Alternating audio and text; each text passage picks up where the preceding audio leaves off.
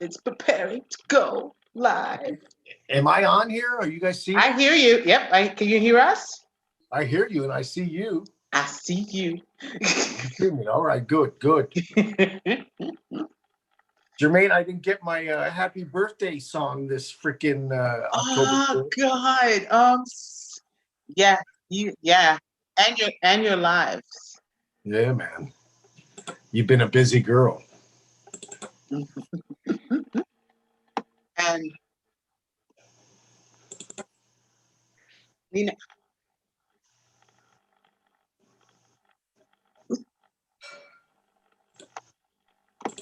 Look, okay, I had to turn one of these off. Okay, so I have the sound off. I have YouTube up. So if I'm gonna give you the link, well, you can get the link, but you can like go into the thing. You can get the link. Hey, but David.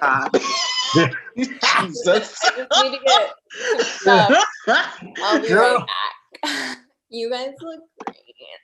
We're gonna have so much fun. Wait, we're all getting naked, right? Okay. Yes. Oh, David, oh. not yet. Not yet? You. There's the YouTube link is there, so you can like post it. Is it in the chat? Yeah, it's in our chat. It's in ours on FB. Should I open that? You can, yes, you can, but the thing is, you have to turn the sound off because the timing is different. So it's not going to, I don't think we're all we're gonna record on YouTube, right? Well, yeah. Look at those lips, girl. It's record. Whose lips? This one's the redhead. Miss LaRoe. Red. Yeah, tell me about it. Birthday Christmas lips. The Christmas lips. Ew, that's so not.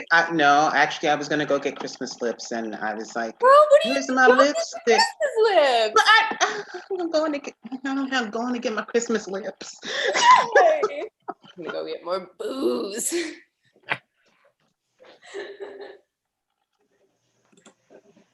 So where's Mr. Bussell? Guy's always fucking late.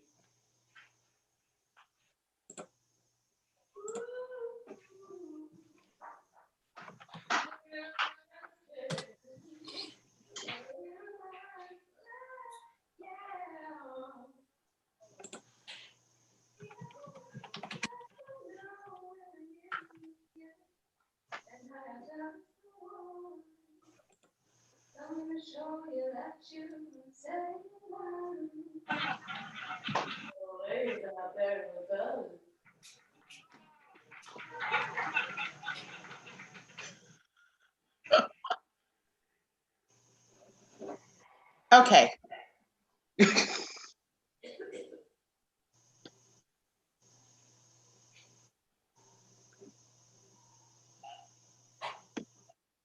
I got my Christmas lips. You went and put your Christmas lips on. Put on my Christmas lips, darn it. Damn, girl. I was like, I'm gonna put on Christmas. Oh, what is all this stuff now that's popping up? Okay, now I'll leave that there, and I'm gonna do stuff, and we have like what, 35 seconds? Yeah, something like that. So he said he has pathological disease. No. Waiting room. Who's in there? Ryan's in there. Germaine, you look so like fancy.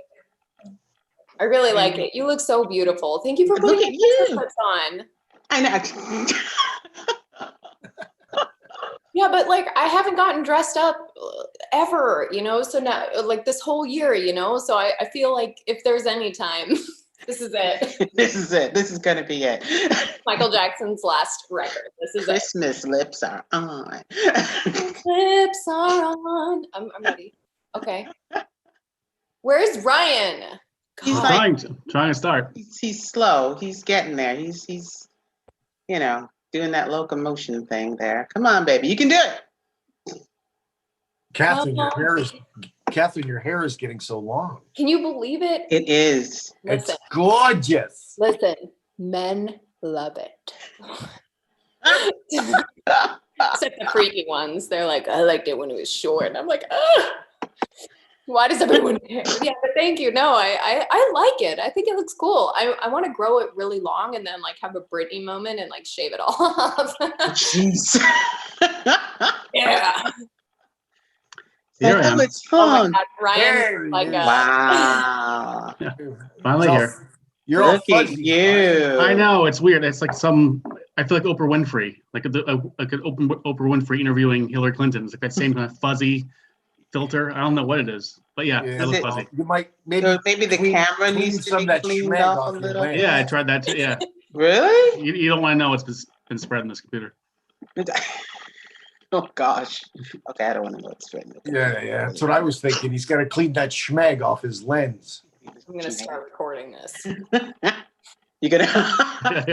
Thank you, because just in case, because anything's possible on this. Right? Some of that Oh crap. Really? Yeah, you gotta turn that sound down because we were like, that's. I have explosions here, just so you know. Just so you know, stuff is happening here. Now I'm like working two sides of this whole thing, trying to put everything up at the same time. There. Yeah, and there goes Kathryn. Kathryn Roux has left. She disappeared. Ryan, what is all that in the background? Are those movies or books? DVDs. DVDs. Yeah. Why I still have them? I have no idea why I still have I was them. just gonna say, you don't need those. Yeah, I know. I keep them for spite. Spite. It's like my buddy. He's got like, I don't know, 3,000 CDs. I'm like, really? And he still buys them. Who you Yeah, I haven't bought a spiting? CD in a long time. I have like a book full of CDs, but they're all on the computer now. I never listen to them anyway. I just listen to Spotify. Yeah. The funny thing is, I worked for a company years ago called Yaya Communications. And they were a search engine optimizing company here in Stockholm. And this guy, Daniel Eck, was one of our technicians. And he walked around with the hat and asked everybody if they'd like to pitch in for this new music streaming company he was going to start. And I thought, you know what, go fuck yourself. Napster all over again. It's never going to work. Yeah, that was Spotify. Yeah, Oh, I that's flew. messed up. A buddy of mine, Luar, gave him 2,000 kroner. Here's 2,000 kroner. Help you. Wow. Yeah. Do you know how much Luar's got now in the bank? A lot more than 2,000. Yeah, got about 4 million US. Well, I flew to the U.S. one summer, and I met on the plane a cousin of my ex-wife, and he was always really well-to-do, and he was dressed, and he had the typical like very Swedish rich outfit. He had like the white jeans, pink top, a giant like Dolce, like the DG belt buckle, had a sweater tied around his throat, even though it was June. It just random. I just asked him like, "Oh, where are you headed?" And he said, "Oh, I'm going to Long Island. I was invited to the Spotify launch party." Wow. And then I explained I got to the States and I was talking to my family and I said, I ran into this guy and he was wearing this and that. And my aunt said, "Oh, is he gay?" And I said, "No, he's Swedish." He's Swedish. Got the tight jeans on. I don't understand what that antiquite that was. Is he gay? No, he's Swedish. Huh. I didn't realize they were almost like the same thing. Shock of all shocks. She just disappeared, didn't she? Oh, there she is. Okay. There she is. I was going to say, where'd she go? There she is. So we're headshot anyway. It's like picture and then picture. And then we hear her. And then we see her. Update. Don't ever update. Ever. What happened? Oh, you update? What'd you update? I didn't mean to. I think I like pressed something and then it was like, hey, we're gonna reinstall. And I was like, no, please, I'm sorry, go back. Yeah, there was something happening with mine too. Like, oh, you want to do this? I'm like, I don't know what you are. I don't want you. I'm not very good with computers. I don't know. See, Okay. neither am I. That's why, I figure, we can all try this together, try it a few times, see how it goes. Yeah. Yeah, and I think it's really cool because I haven't seen you guys in forever. Yeah. So, Yep, nor been that too I've long. heard, I know, nor have I heard any comedy whatsoever. I haven't heard any jokes except for my own, and they suck. Oh, And they I haven't do. had real Say that. haven't had real conversations like with people. The only person I talk to is the most is my trainer. Germaine, what's going on? How you doing? He's like my psychologist and the person who beats me up and makes me sweat. And he's called the Moose. I wish, he's called Gabrielle. He's I very thought you said good. all you've talked to is your moose. Oh Like, my, what? no, my trainer. Oh, Where okay. did you get Moose, David? But I thought I heard the Moose. Well, she Sorry, said folks, she the said the Moose person should I have talked to told the you at most, the- and it sounded like Moose. Yeah. Okay, most. Moose. well, either way, we all have to pay for someone to listen. Am I right? You know, It's my this is- therapist. Sorry, folks, the Moose should have told you the park is closed. This is so true. Oh my God. But how have you guys been? And first of all, thank you and welcome to our first and hopefully not last Zooming in Comfort. I am so glad you guys are here today. This is something that got created probably months ago in a different in the US actually by a comedian there. Because he knows tons of comedians there. They all, once COVID hit, jobs were gone.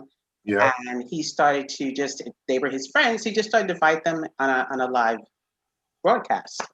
And I would watch, and it was just, and then it wasn't just comedians. It was, people he knew, his friends and stuff like that. It was nice. It was great for them.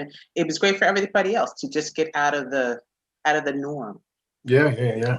And then I thought to myself, when this second thing hit, like I think it was September, when they shut like the rest of everything down, and it was like, okay, nobody's doing nothing. And I thought, I want to do this. I want to do this because I haven't seen anybody in months. And this is, even though people they seem like they're sick and tired of Zooming, but it depends on what kind of Zooming you're doing. Because Yeah. most people are meeting Zooming and then the family Zooming. And then, you're putting on different jackets. And this is a jacket where you can put on any jacket you want. You can switch jackets. You can switch All wigs. right. You can do whatever you want to. All right, hold on. Okay. David up. I Well, see God you in bless you though, Germaine, because I feel like in the comedy community, at least, people did try to have like live comedy shows without an audience and do Zoom, and it was really hard. Yeah. Oh my God, David. You're my favorite. That went is out for sexy. wrestling events, don't It's you? the That is Amber sexy. jacket. That is a sexy. You know what? I wish I had one now. I want a jacket like that. Oh, I'd fight you for it, Germaine. I would fight you Stop for it. it. Next time we're all gonna have on gold jackets. We'll be a band. Yes. There you go. See? Yeah, because that was like you said, Kat. That was a big thing. Like, see, and that's what I saw. Also, like I couldn't understand. Like, well, how do you go do comedy if there's no one there to react to the comedy? Because that's also what I saw with the other thing. There was no one to react, so it was so hard. I just feel like we look like cynical assholes without an audience, to react. We just look really like mean and pessimistic. I can laugh. I don't need your laughter. I know I'm funny. Yeah, listen, I actually had done 2 Yule Board Zoom corporate gigs this holiday season. Nice. Yeah, and it was the weirdest freaking thing. Because you don't hear the laughter and you're not getting a response. So I just pretty much went on autopilot, did my shit, did 25, 30 minutes. And then afterwards I opened the door and went out. And when you get off stage, your adrenaline's rushing. So I went out and I'm like, so how'd I do, Nina? Was it good? She's like, yeah, you were fucking screaming and yelling. But I mean, I was doing my very thing, typical man. for a David set. Yeah. But it was good, and I got good feedback. The lady who Ryan, she's actually from Philly, that runs the company here in Stockholm. There was people in Philly, Ontario, Toronto, London, Stockholm, And where the fuck is Robin Hood from? The UK. Little- London. Sherwood Park, Nottingham? Nottingham. Yeah, there was people That in one's the Nottingham. Gryffindor. Yeah, Nottingham, yeah. Nottingham, yeah. And so you could see a dozen little faces. Oh, okay. But, you know, Ryan, you do that bit about, and they were smiling. Mhm. I didn't know if they were laughing or not, or if my stuff was hitting, but I just saw a bunch of little smiling faces from all over the globe. Yeah, Right. sometimes that's like enough almost to just, but it's kind of, I'm sure it's kind of weird though, even so. It was absolutely weird. It was very strange. But hey, I got paid at the end of the day. So, you Nice. know, it was good.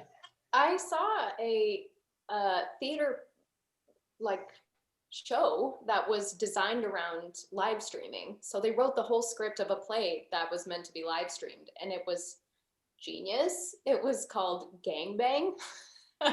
Shout out to, oh my gosh, I should have thought of this before, but yeah, the name of the show is Gangbang, and I know that they've done a few shows, Good Teatern or something.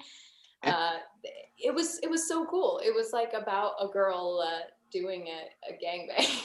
It doesn't sound elegant or sophisticated, but it really was. It was awesome. It's about the inside of, like, you know, how men feel about women and those kind of things. It was an awesome Zoom. So just like you were talking about earlier, that it just kind of depends on, like, you know, maybe we have to be a bit more creative and like figure out different avenues that'll work for this a bit more, because you know, we're basically just trying this out. I think that's why everyone, at least from my perspective, at the end of the year, has given up on doing stuff like this, apart from you, Germaine, because yeah, it's hard.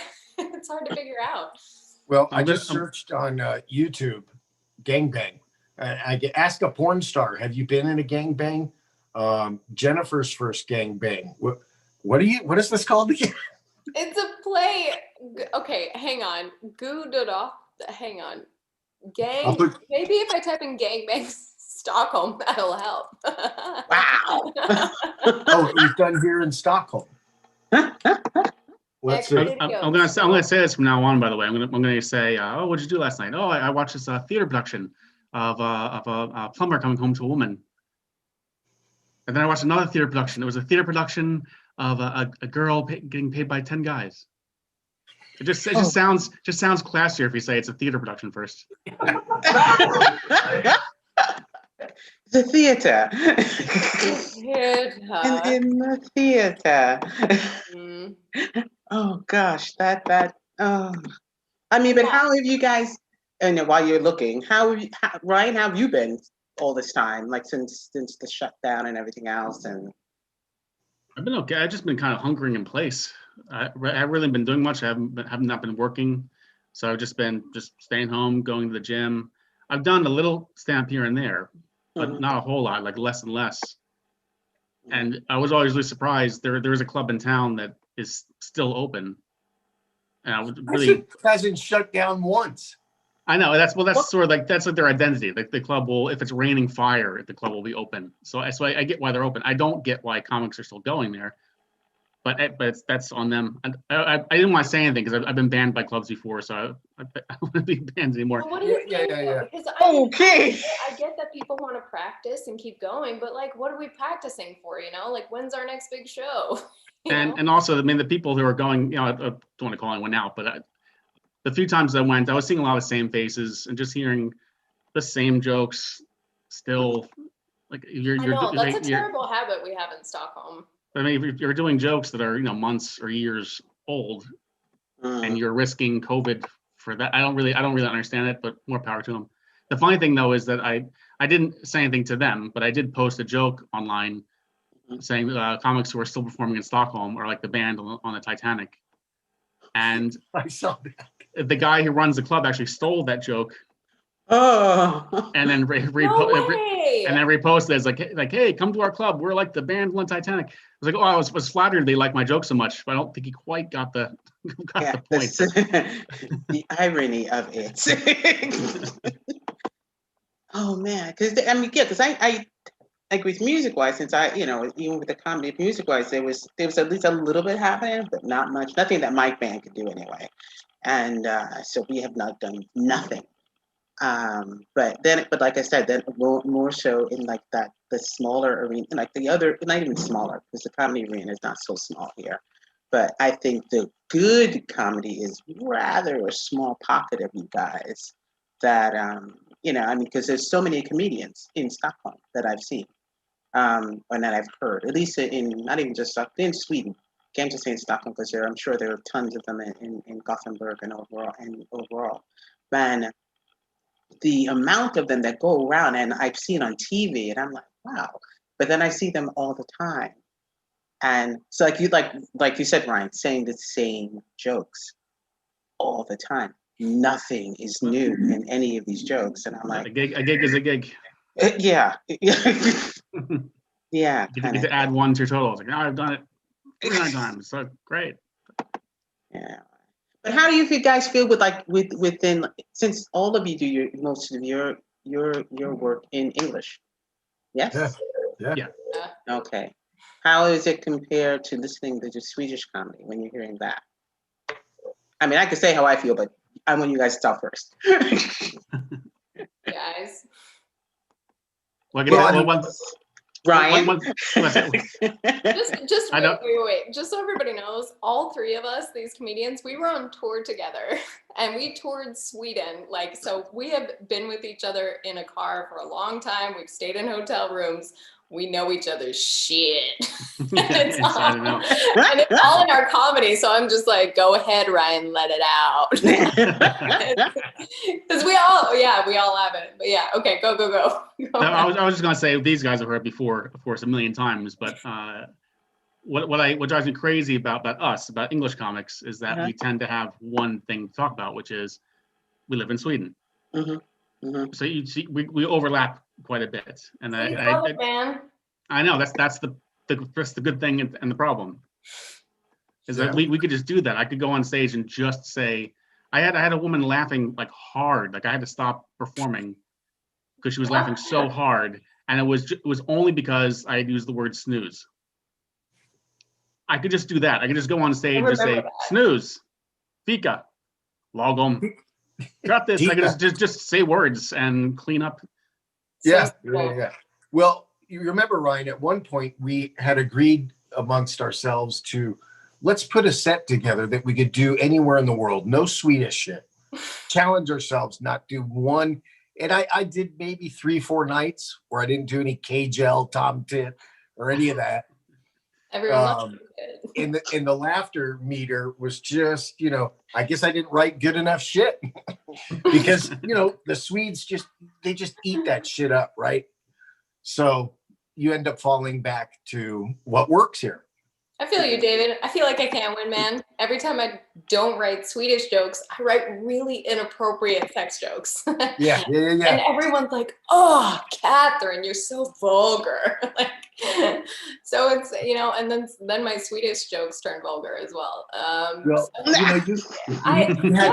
it's hard, like to. You had done that one weird jazz bit that Ryan and I were standing at the back at Power, and we thought it was funnier than shit. You should have really milked that.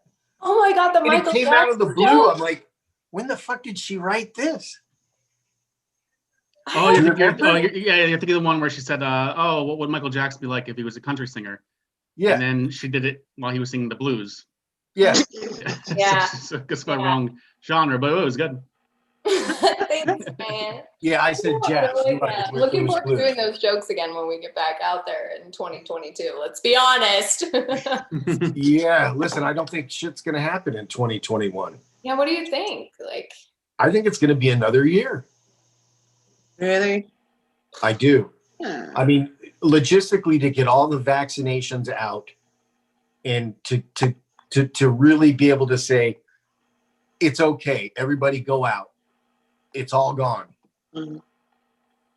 What do you think it's going to happen in April? No. Yeah. No.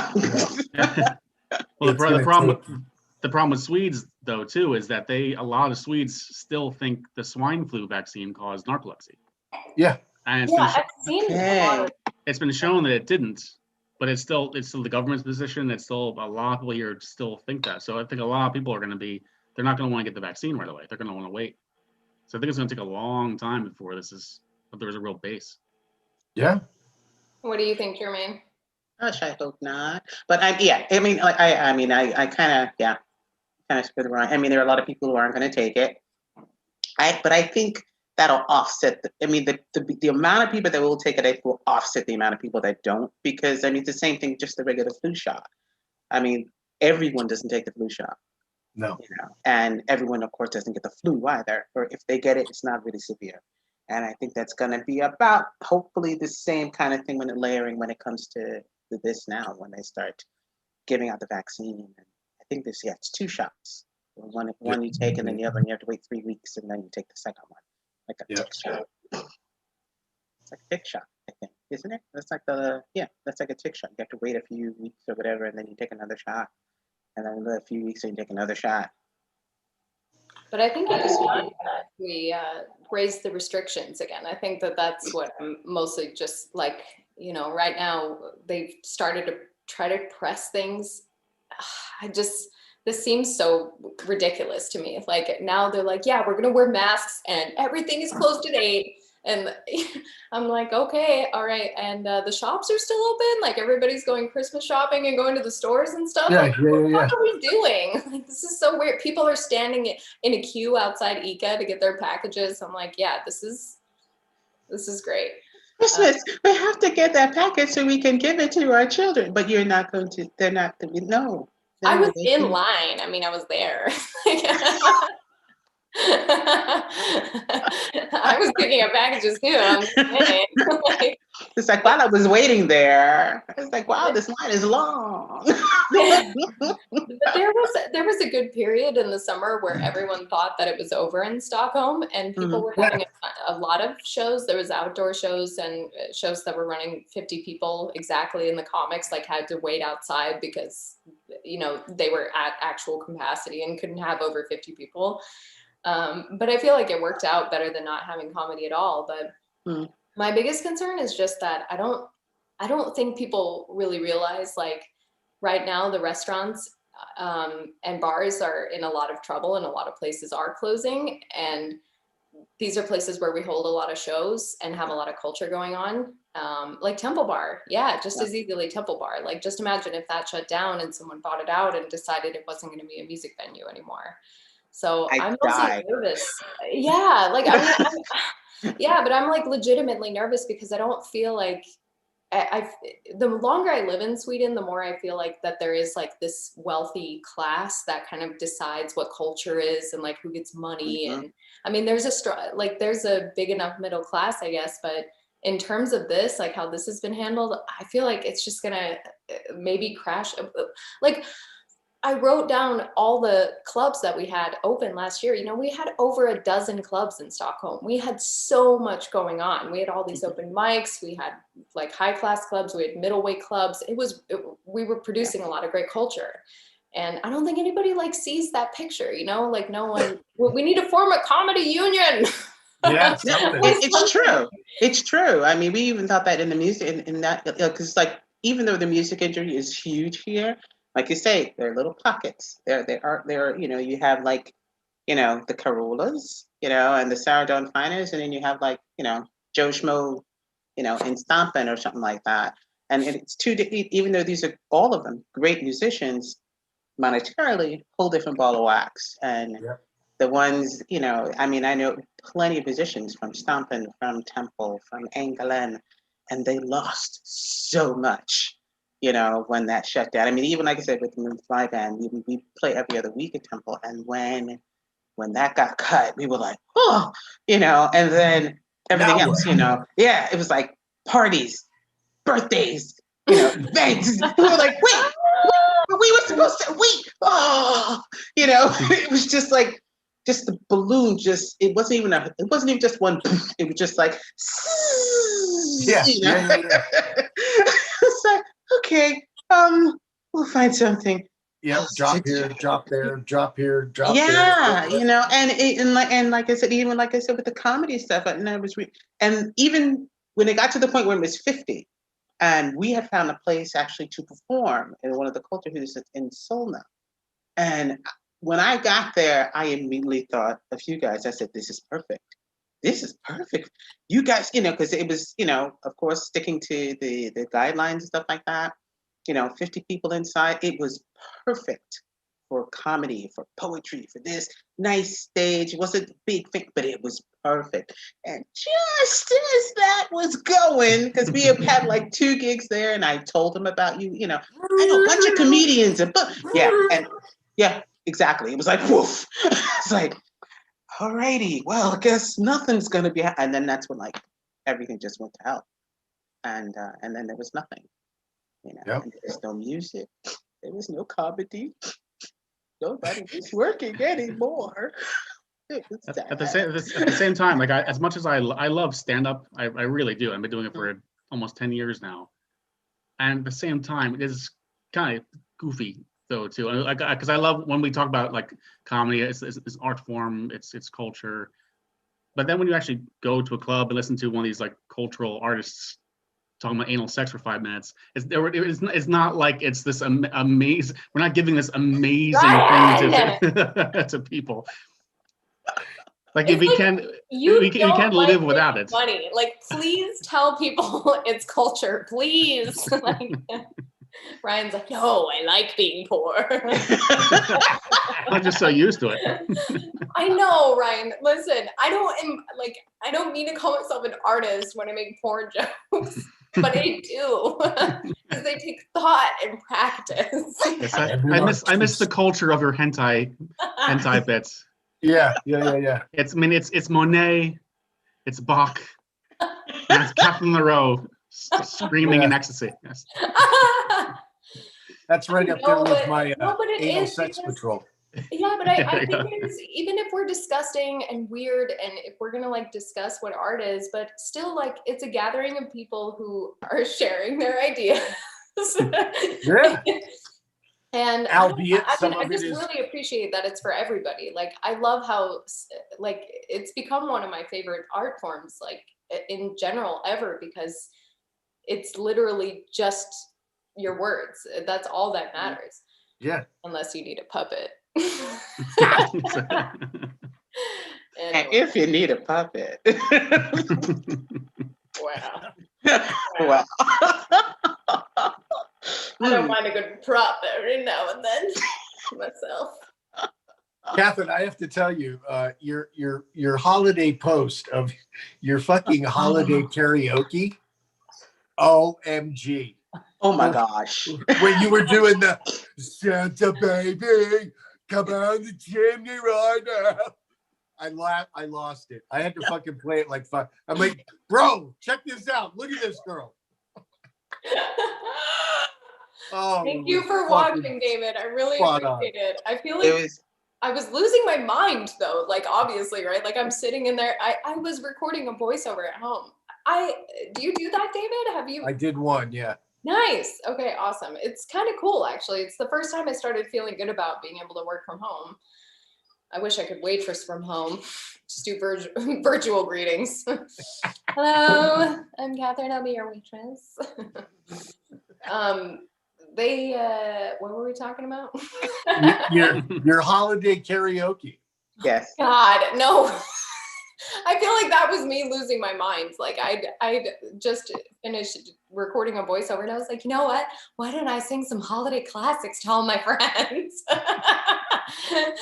And I like, it was just lovely.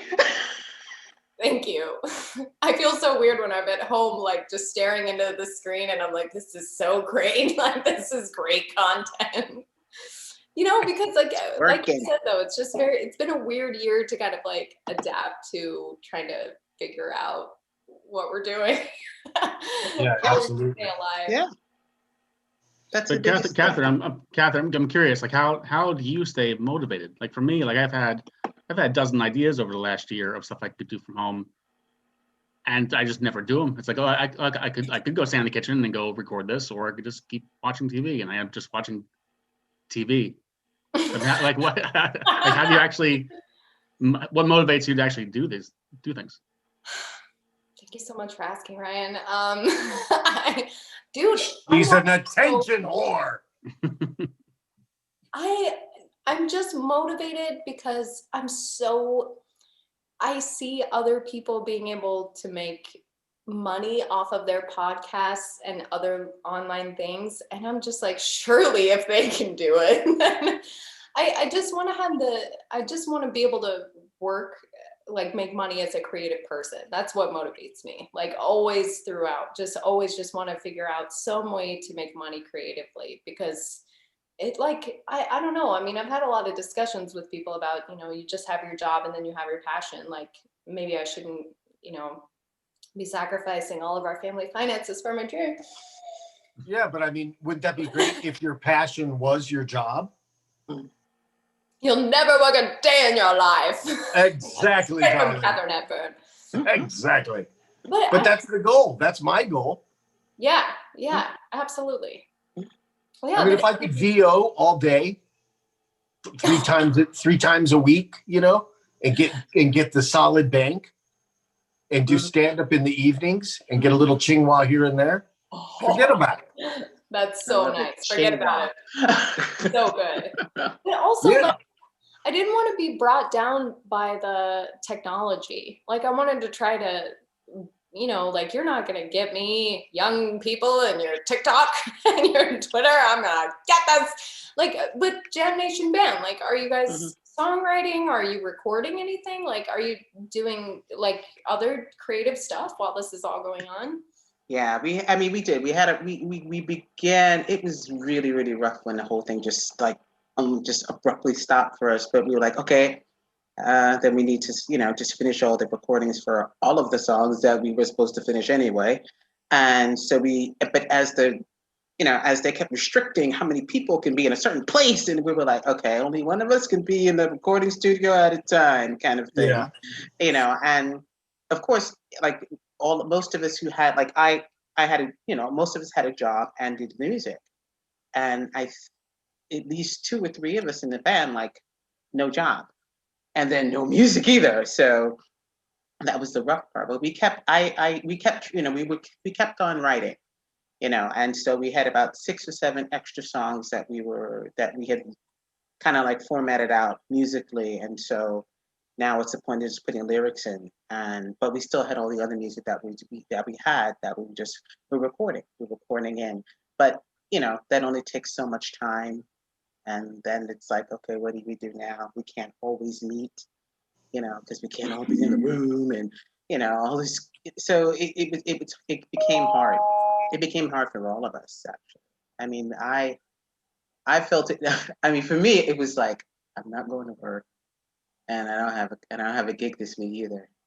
And yeah, all those are like Ryan said, having to try to keep the motivation to do the other stuff that you could possibly do, because now you have so much time. You have to continue to have the motivation to do that, and the other stuff kind of helped you with the motivation. I mean, you didn't, when that's lost, you kind of lose the motivation to do anything else, but you have to just keep on trying to do it. But let me ask, how long have all of you, like David, you said you've been doing comedy for like 10 years now, no? October 2010 was my first gig in Stockholm. Everything started in Stockholm. Yeah. Did we all start at Big Ben? Did you all start in big old Stockholm? Yep. Well, I don't think Ryan started at Big Ben, did you? No, I started at, my first club gigs were there. My first gigs were through Bungie. There was a contest. It was a contest for people who were just beginning, who had never done comedy before. It was called Bungie Comedy, and that was a way to get started. So it was through that. That was in Stockholm, yeah. Okay. So then through that, then I started going to Big Ben. Then I was going there every show I could, and then I started branching out to their clubs. But yeah, that was so you started in October, and I started March after. Yeah. So yeah, pretty close. March, October. Yeah, it was Big Ben and then Mafia. Big Ben Mafia. Yep. When did you start, Kathryn? Yeah, who ran Bungie, Ryan? It was the Anders Lien and the guy named Klaus Åkerblom, who was like, they stopped doing it, and then it was gone for a while. It recently started again down south, like down in Malmo. They did Bungie Comedy at least once, maybe twice. But it was a really cool way to start. It was because we were all brand new. Mm. And my first set was everyone you had 3 minutes. So when I wrote 3 minutes, and I was sure the last joke was going to be absolutely killer, was going to be fantastic, and I did the last joke, and it was completely silent in the room except for a woman just clearly going ugh, and that was my introduction. my first Thank time. you. That's my time. My name's Bussell. Ooh, wow. And I really haven't really developed since then, so you get used to it for a decade. Same. Kathryn, how long have you been? Had that fucking problem. Kathryn, how long have you been? I think it was about 6 years ago that I started. It was just November, December sometime. The details are fuzzy because I really did get really drunk my first time. Wow. I've never done anything like this. I've always had costumes and makeup and other people writing for me, this, I was like, ugh. And my Polish girlfriends who I was working with at a restaurant at the time would come up to me and be like, here, take another shot, And I'd be like, yeah. And Ryan, This'll work. I've never done 3 minutes. I know, but I'm a terrible person. Now that I'm an older comic, I want to be able to do 3 minutes, because if you could do good 3 minutes, you're a good person.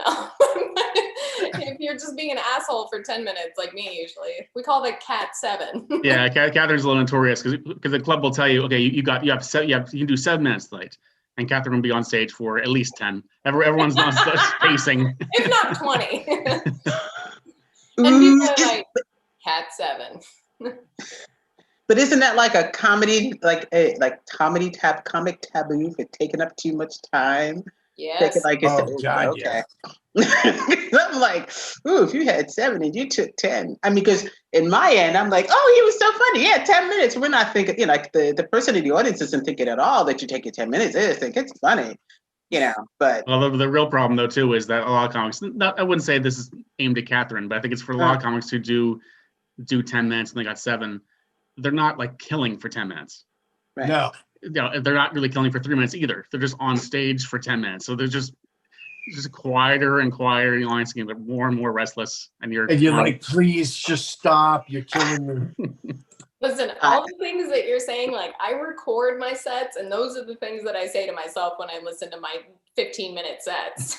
I'm like, you really could have stopped 8 minutes ago. You could have let this go a long time ago. And like you said, Germaine, there are so many comics in town where if you're gigging often, as we do, most of us do, you see a lot of the same people over and over again. You can know people's material a lot. Mm-hmm. And it will drive you crazy when you know someone's act. They're already gone past the amount of time they were on stage, and they tell you, I'll leave you with this. And they start a joke was 5 minutes long. Yeah. Jag lämnar in den så här. What do they say? It's a classic thing that they say. But yeah, I know exactly what you mean. I've been hosting so many times, where we're already 20 minutes past the end time of a show, and the last act is still on, and they're like, ska lämna dig snart. Men, and I'm just like, fucking goddamn it. I want to go get a drink. I can honestly say I haven't been in the situation of being on stage, but I've had there were a couple of times where I've seen comedians on stage. I think it was a friend of mine, and there was something else that was happening in this club, and this comedian came in and said, oh, well, can I go up for the few minutes while you're on this break? And they were like, yeah, sure. And they were like, well, how long can I do? And she told them 5 minutes. It was like 5 minutes. And they were like, okay. So they went up. 3 minutes was pretty much the highlight. By the time the 4th minute, it was like, and then by that 4.5, 5, because of the fact that they couldn't keep the crowd, and it wasn't for comedy. So if you're gonna do it, you got to snatch them and keep them Yeah, for that 5 minutes. And and they were losing them after the 3, and so she's standing there, and I'm watching her, and she's like, oh, she's tapping her watch, she's doing this, like, okay, enough, and kept going. And it was just, That is not the most painful thing, though. Let me tell you what the most painful thing is. It's when a comedian is on stage and they're supposed to be or like they get to this great joke and they hit it perfect, huge laugh, and the comment, and they could have just as easily been like, "Thank you so much, that's my time, good night." But they feel so confident that they had this huge laugh that they're like, "I can keep We're going for it. We're going deep." And the audience We're going deep. and people just crash like after. Like, and what the fuck? He was so good. Why did he keep going? I've heard it in my own sets where I'm just like, just get off stage. You had a great laugh. Just leave. Like, run. Yeah. You like that one? Here, let me give you another 8 minutes of shit. Well, Kathryn, I remember. We've all done it. You can try to be high and mighty, Ryan, but we know you've been there. Yeah, of course, I'm no saint. Listen, I remember distinctively. It was October of 2015. I had just got off stage at well, it wasn't Power. What did you call the Caliente place, Ryan? Crossfire. Oh, Caliente. Crossfire. Yeah, Crossfire. Yeah, miss that place. And I walk out front to have a smoke, and there's some blonde chick with really red lips with some gay guy, a little drunk. And she's like, "Oh my God, are you from the U.S.? I'm from Colorado." Like, Kathryn, right on. Yeah. Let me get one of those cigarettes from you. You remember, it was October of 2015. Al Pitcher was the headliner at Oh, yeah. Oh, my God. Right. You had and your so hair much was power. super short. It was fucking freezing cold out. And I saw Leo last week. I'm driving through Stockholm. I just left a meeting. I'm going to my next appointment. And I see Leo going across the crosswalk. So I beep, and he looks right in the windshield, and I blow him a kiss. And he looked at me like, "What the fuck?" He clearly was agitated that some man just blew him a kiss. And then when he got across and got on the curb and looked back, I rolled the window down and like, "Fucking Leo!" And he goes, "Oh fuck, Dave." Okay, hang Like, on. Thank God. Talk about something because Leo just told me that story today, but he told it a little differently. What'd he say? He said that he was crossing the street and that, that some guy rolled down his window and whistled at him, and Leo said he turned around to be like, "Who was that?" And it was David. Yeah, he didn't mention anything about the kiss. He didn't say anything about I that. beeped the horn and blew him a kiss. He got agitated, crossed the street. I rolled the window down. I'm like, "Hey!" And he goes, "Oh, fuck it." "Hey, I'll see you soon." Yeah. I didn't whistle at him. What a little shit. He is. Oh my God, thank you for saying that. That is ridiculous. I can't believe you blew him a kiss. Well, your husband is, like, yeah. And I didn't know it was Leo at first. I just thought, "God damn, look at that gorgeous Stockholm guy." If a normal guy that wasn't, not a normal guy, like if any other guy did that other than you, he would have turned around flattered, I promise. Yeah. He knew, but that's great. Like, damn, it's David only. It was only David. I'm just kidding. Skoyabada. It's like, No, couldn't it be that guy from also TV that- with the long no. hair? We have this long running joke, Joke. Oh my God. Okay, there's a question in the comments. About Oh, curious really? about there are comments over here. Curious about all the thoughts on non-native English speakers all of a sudden doing sets in English. What are your thoughts on that? I dare not say. No, I think it's fantastic. English is the fucking global language. Try it. You're great. Keep doing it. Mm. It's a lot, perfect. a lot of Swedes have even said to me, like, they think stamp seems more natural in English. And Yeah. that's just because they're just exposed to so many more other international acts. They've seen on television or on YouTube. Like, they're just so used to hearing comedy in English, it just seems more natural to them. That's kind of silly, but No, what I no, but what I really like is when you go to an all English show in Sweden, and you see Swedish comics doing their Doing acts English. in English, which is really good. They're talking about everything, and then, then you see us, and we go on stage and we speak Swedish, an all English show. It drives me crazy. We were all snobs our own way. That's my snobby bit. Yeah. No, I think it's great. I mean, to hear a Swede do English, that's fucking funny in itself. I mean, I've heard a lot. Yeah, that's true. I've heard a lot of comics say, though, Swedish comics say that like the stand-up language is English. And I don't know if that's because like it has American origins or just that. I also think that English has a lot of expressive tendencies. Like sometimes I've heard jokes in both Swedish and English, and sometimes I might think that the English version is funnier because of a particular slang word that they used. And because I don't speak Swedish, no, I'm just kidding. But you know what I mean? Like I feel like we have a lot of different adjectives for things, and like a lot of slang, and that you can interpret a lot of different American culture and how you speak as well. Like David, you and Ryan have like very East Coast tendencies, I guess, and I'm more happy. East Coast tendencies. I'm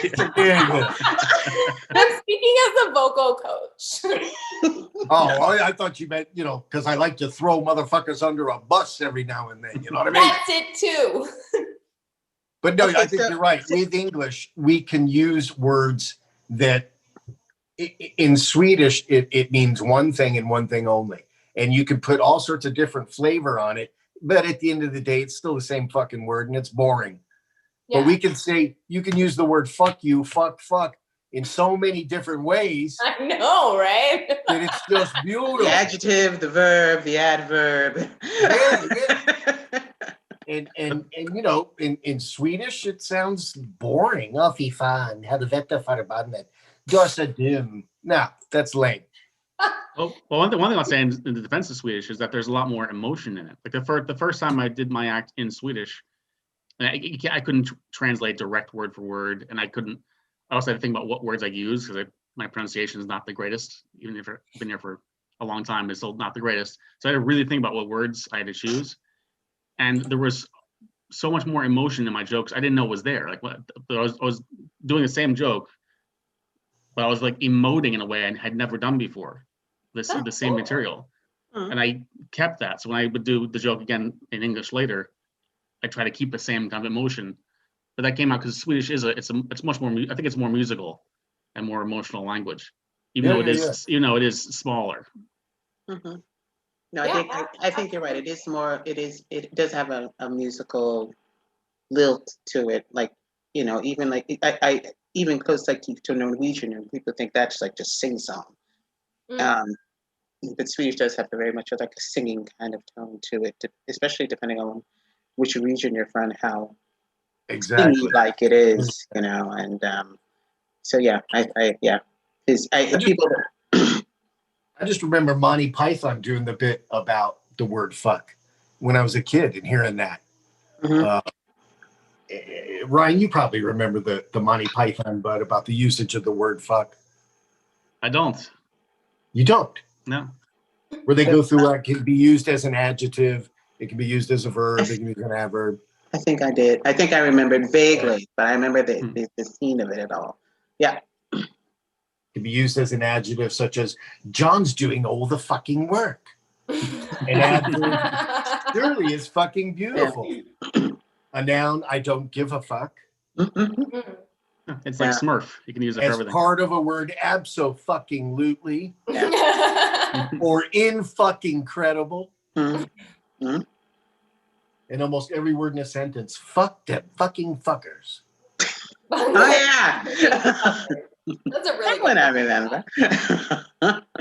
When I first moved here, I was watching SVT. They were showing some kind of monster, the Metallica documentary. And there's a scene when the drummer, he's alone in the studio, he's pissed as hell, and he's just stomping around the studio, just saying fuck, fuck, fuck, fuck. And the subtitles in Swedish were fan, fan, fan, fan. No. Which I didn't really understand why they were subtitling it. And it also doesn't have the same oomph to say It fan. doesn't. Yeah, there's something about the "k." Okay, and I'm sorry to sound like Dane Cook when I say Yeah, that, that's okay, Dane Cook, but it's true. And the car. In the "k," yeah, it's one of his nervous. Okay. Fuck, Lars. Yeah, that was a good bit. But I think that's a cool experience that you had, though, because first of all, you have to be brave enough to try that, because I think that That's the best thing you'd say to another comic is, oh, how brave. You were so brave. Dude, look, I'm not brave, okay? I just wanted to say that I think that you're brave because I'm not brave. Because you gotta, like, completely reformat your jokes sometimes. And it's, yeah, it takes a lot of effort. And also, maybe in that moment you were, like, afraid maybe people couldn't understand you or something, so you, like, acted out a bit more. And that's a good thing, though. That's, like, how we interpret stuff. And it ended up being a great thing for your other bits. Like, it kind of... I will regret saying this, but it kind of inspires me to try it. Yeah, I encourage you to do it. In 2022. Exactly. Because I think it would be like something. I mean, even learning Swedish, and just the fact of even learning the Swedish and and having to think about what I had to translate from Swedish to English, I think it makes you sharper, because we're, like you say, we have so many words. And in American English, there are so many words that we could put into the sentence. And then in Swedish, it's like, you can't translate all that. Sorry, it will not make any sense if you try to say that in Swedish. You need to like, so it was literally like, write the sentence and okay, how can I say this without that word, that word, that word, that word, and that word, and still make it make sense? Yeah. And it's literally like, it's like, Joe, don't go in front of in the street. There's a bus coming. Get out the street. It's like, Yeah. And it's you have to really think about it. So now, even when I have friends who ask me, I had a friend of mine, like my trainer, he asked me, he said, what was your easiest way? His native tongue was Spanish. And I said, make sentences as short as you possibly can. If the most developed sentence you have, shorten that sucker to say the same thing, just real short and sweet. I said, then translate it. And I said, then I think after that, when you get the hang of it, then you can start adding the obviously and all the other adjectives and adverbs that you could possibly want to put in there. Otherwise, but and I think that made it easier for him. You fucking lost me. You fucking lost me. Stick to English. See? That's what I'm talking about. Your place got hit by lightning? Fuck you. Pay me. Your place got flooded? Fuck you. Pay me. That's all you got to say. Kind of true. Stefan hade vett förbandet du har så I have to say, Dave, when was the first time I saw you? Was it at Hard Rock? When we did like 4 years ago with the celebration of Trump winning the inauguration. No, I think No. It was way before that. Because it was way before that, because I remember, I think it might have been actually what is that place? O'Leary's? Because I think I took photos, I think, at O'Leary's. Because no, that was after you and I had met. Oh. O'Leary's was after. And Ryan, how long ago was that we did the first Rock the Vote? Oh, that was 2 years before. So that would have been 6 years ago. But there was an all English show at O'Leary's That's where Jonathan Rollins has his club now. It's not O'Leary's anymore, but it used to be O'Leary's. Yeah. Right. And there was an English show there, Okay. Yeah. but that was even longer Germaine ago. was there and she took some really good pictures. Yeah. Because then I was there, and then the next, I think Ryan. When did I meet you? When did I think that was Hard Rock. But anyway, I remember you being. I think I knew you there too. I remember seeing you at Hard Rock. Yeah. I think we knew each other from before that. Probably a little bit, like, but I think that because I remember this is I remembered one of the jokes that you made because it was, you're like, I'm Ryan Bussell and not Ryan Air. I mean, yeah, it was a reference to Ryan Airlines, and I'm like, oh yeah, okay. It's like he's got me. Okay, Ryan Air. I've never taken Ryan Air, but okay. You're not missing anything. Okay, good. And Kathryn, when did you were in there somewhere. I know I feel like we properly met at the Rock the Boat when the night that Hillary Clinton died. Just kidding, lost. It was a sad night. But that was also, I don't know if you remember, Ryan, but I wrote jokes for that set. So I was trying to be really cool. And writing jokes that were about American things. Oh, It's really hard to write new jokes. I mean, it's very self-conscious. But anyway, yeah, but Germaine, I think you and I met that night. That's what I remember. I remember you and Greg and I taking pictures and stuff. Yeah, in front of the sign thing. Germaine, you and I met in 2012. Did you go back? What did you do? Yeah. It's like he went back into 2012. Yeah. Okay. Yeah, Wow. I just opened up our Facebook page and looked at. Okay, that's right. Oh, yeah, it was going to be back there. Do we have any other questions? Yes, there is. Actually, there are other questions here. It said, okay. As Americans in Sweden, how pressured do you feel to talk on the trash fire? That is your country's politics. I imagine you get asked often. Okay, let's put it this way. How do you feel after the election? What are your feelings? And that's the answer. And listen, Ryan was super. I'm sorry, Ryan, but you were a fucking pessimistic, man. And I got on that train because I was like, you're probably right. We're gonna probably not do this. But then look at what we did. Look at what this amazing thing that we did. Now, the Supreme Court is shutting down Donald and everyone's separating themselves from him. And I'm just like, this is great. But he is not going anywhere. He is the new face of what the Republican Party is going to be. That's what people keep saying, even though he's being pushed away in distance. Look, I think Joe Biden is a little creepy and he wasn't my number one pick. So I didn't feel like it was the strongest win ever, but I do feel really good about it still. I'm yeah, maybe everything will be okay. Listen, Kamala Harris is, what really got me. Kamala! To have come on, forget about it. To have a female vice president. Kamala. Actually, it's Kamala. It's Kamala. Like Kamala. Kamala. That's good. I'm going to write that down. Tell other people. Like Kamala, but Kamala. Yeah. To have a female vice president, forget about it. That's phenomenal. Yeah. And people have to people look at me you have the first black no. We have the first female. Female. And black. Yeah. And Asian. Yeah. Mark them down. The police officer. Woo! Yeah, whatever. Yeah. I mean, that's a little trifecta there. But so now, if you can get past the fact that Joe likes to smell young girls' hair and he's a bit touchy-feely, hey, it's a lot better than grabbing them by the pussy.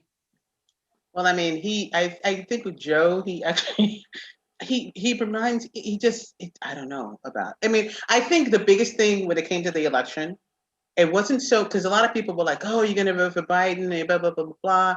And I think for a lot of people, it wasn't so much they were like pro Biden. It was more like they were just anti-Trump. Anti-Trump.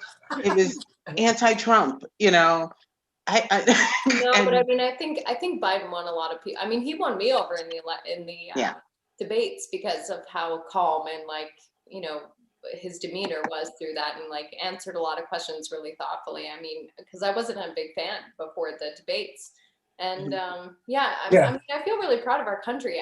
I mean, even though 4 million more people voted for Trump than they did in the last election, Mhm. I mean, I don't know. Like, I know it's crazy, but I still think it's a celebration of democracy. I know it's crazy to say that because you're like, what if you're voting for Hitler, But I don't know. But that more people voted than ever before. I feel like that's something to celebrate, and that, I don't know, yeah, voices are being heard, and we're not the only country who's dealing with a lot of this. Yeah. So I mean, this time democracy really worked out for us, so we hope it will continue. His whole time to heal speech was just fucking, I got choked up a little. I'm like, wow, we might have a fighting chance, and potentially we're going to save face and not be looked upon like the whole world with, fucking Trump. Every time he opened his mouth, you're just like, oh, fuck, oh.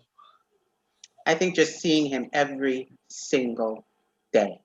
I've never experienced seeing anything about a president every single day. No.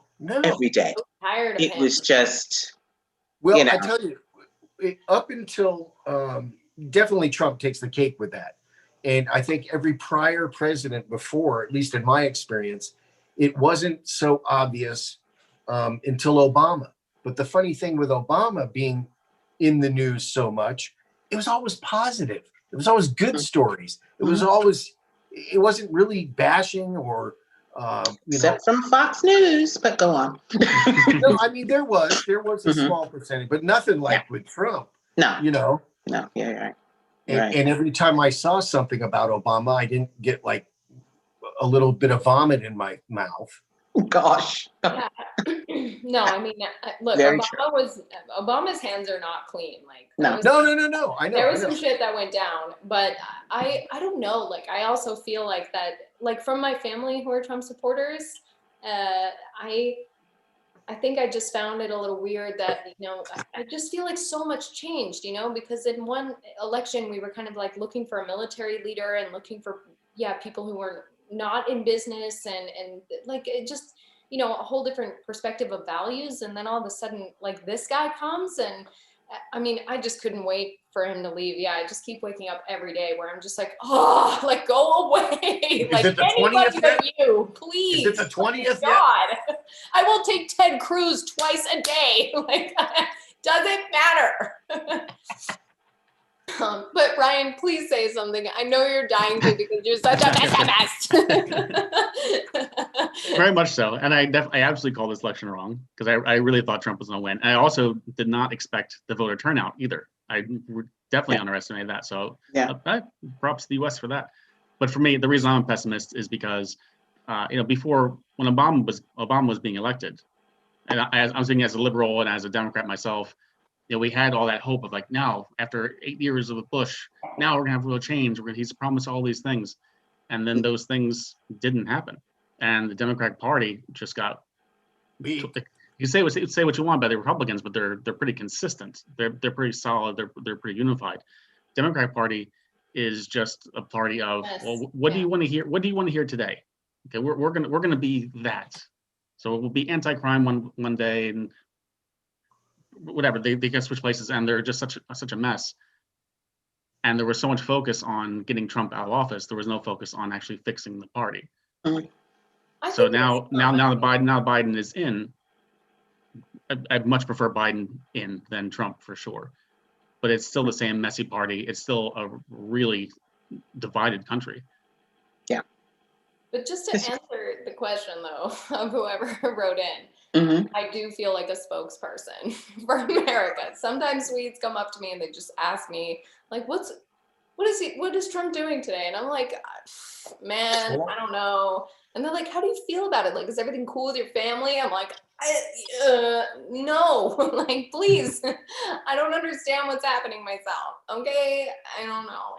I got the same, like when the Obama won, I remember being on the train going, I think it was a thing at the Hilton, and it was like 6 o'clock or 7 o'clock in the morning, and we were leaving, and I was on the train coming home, and this woman was sitting across from me. She goes, congratulations. I'm thinking, at first, I didn't know what she was talking about. I was like, huh?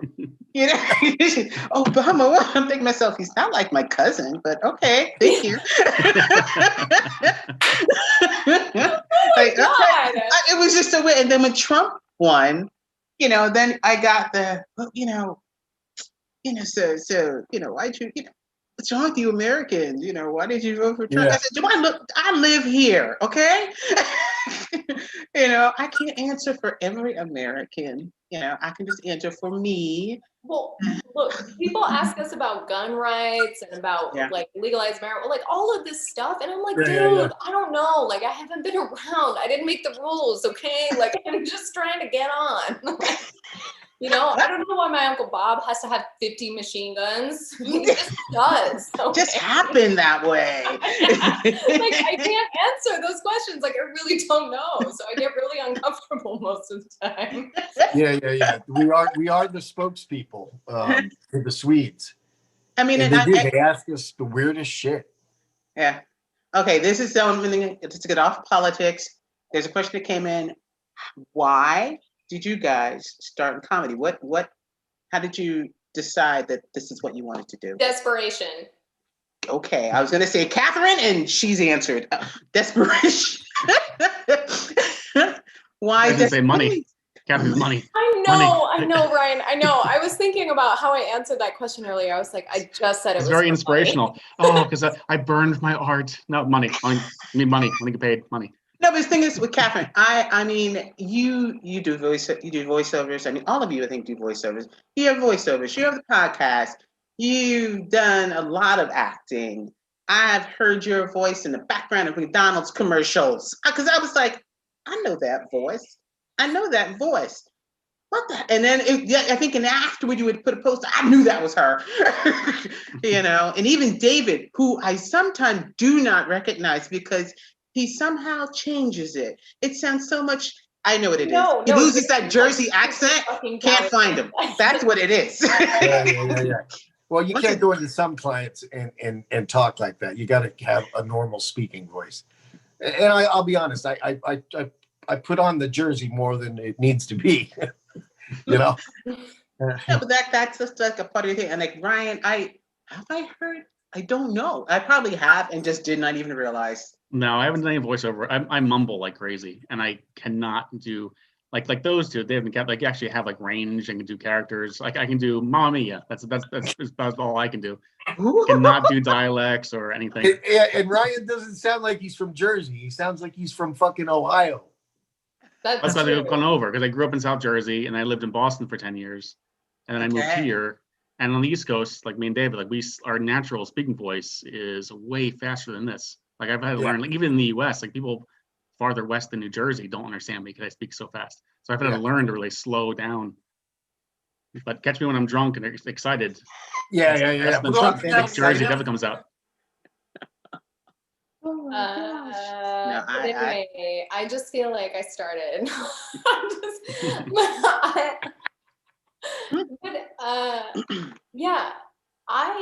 But I got started in Stockholm because I wanted to do acting and be in film and TV, and there was nowhere to do that really at the time. There was some stuff, but there was an open mic in English.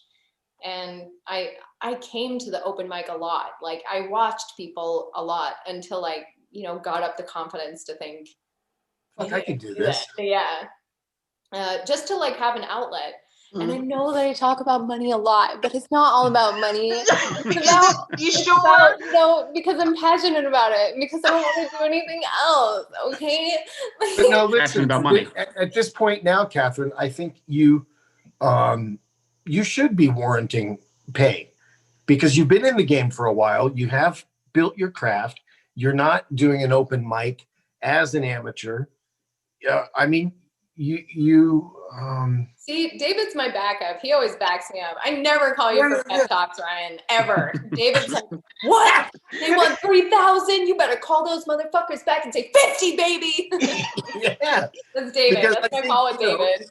I at love this it. point now, we still have the passion. Of course, we're always going to have the passion to make ourselves better, write new material, be funny, capture the audience, because that laughter to me is like the best drug.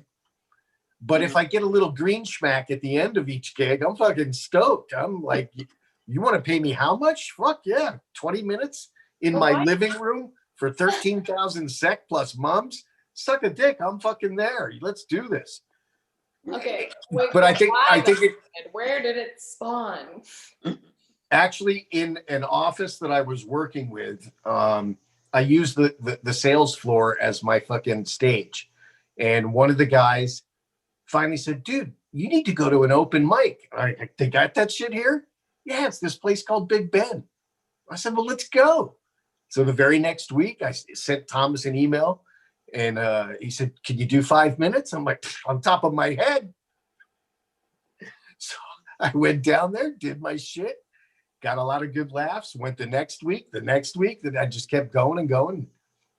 Yeah, before you know it, it was like, doing all the places, doing all the gigs. And then about 2 years into it, started getting offered money to do it.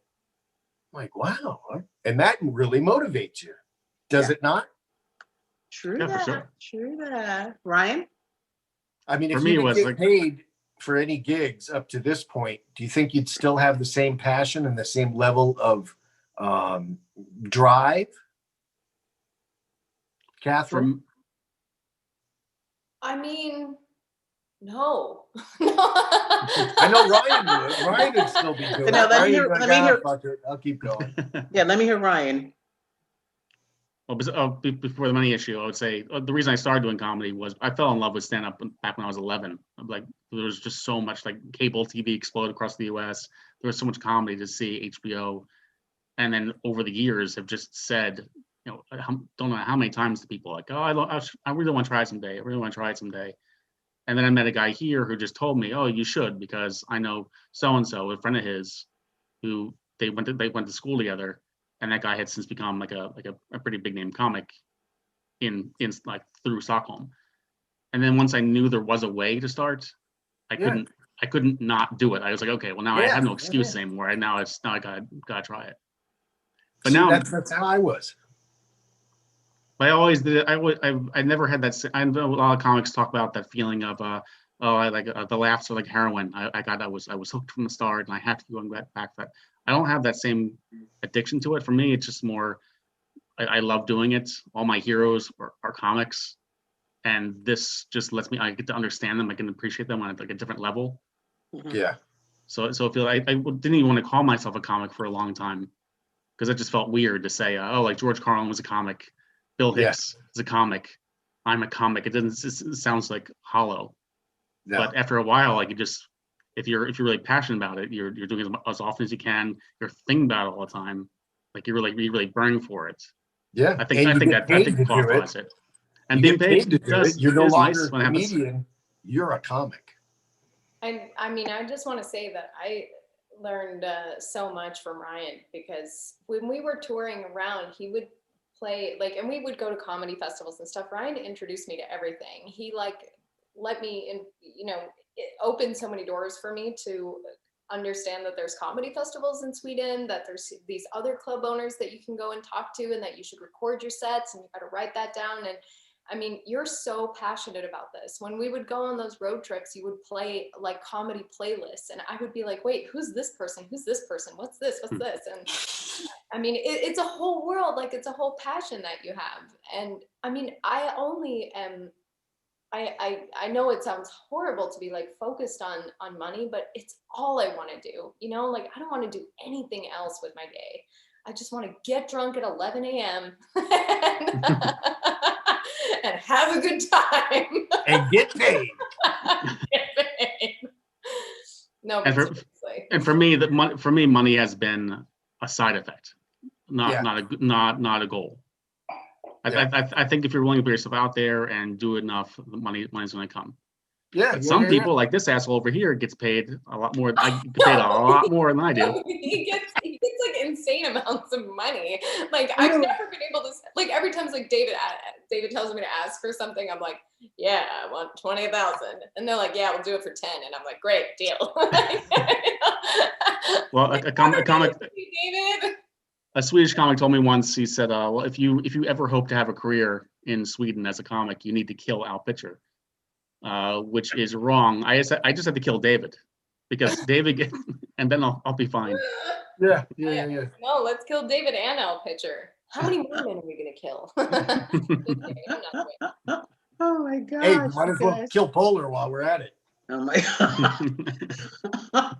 Yeah, he is like, but I mean, all of you, I mean, are like, I've seen all of you on stage, either at 1 or 2 or 3 particular times.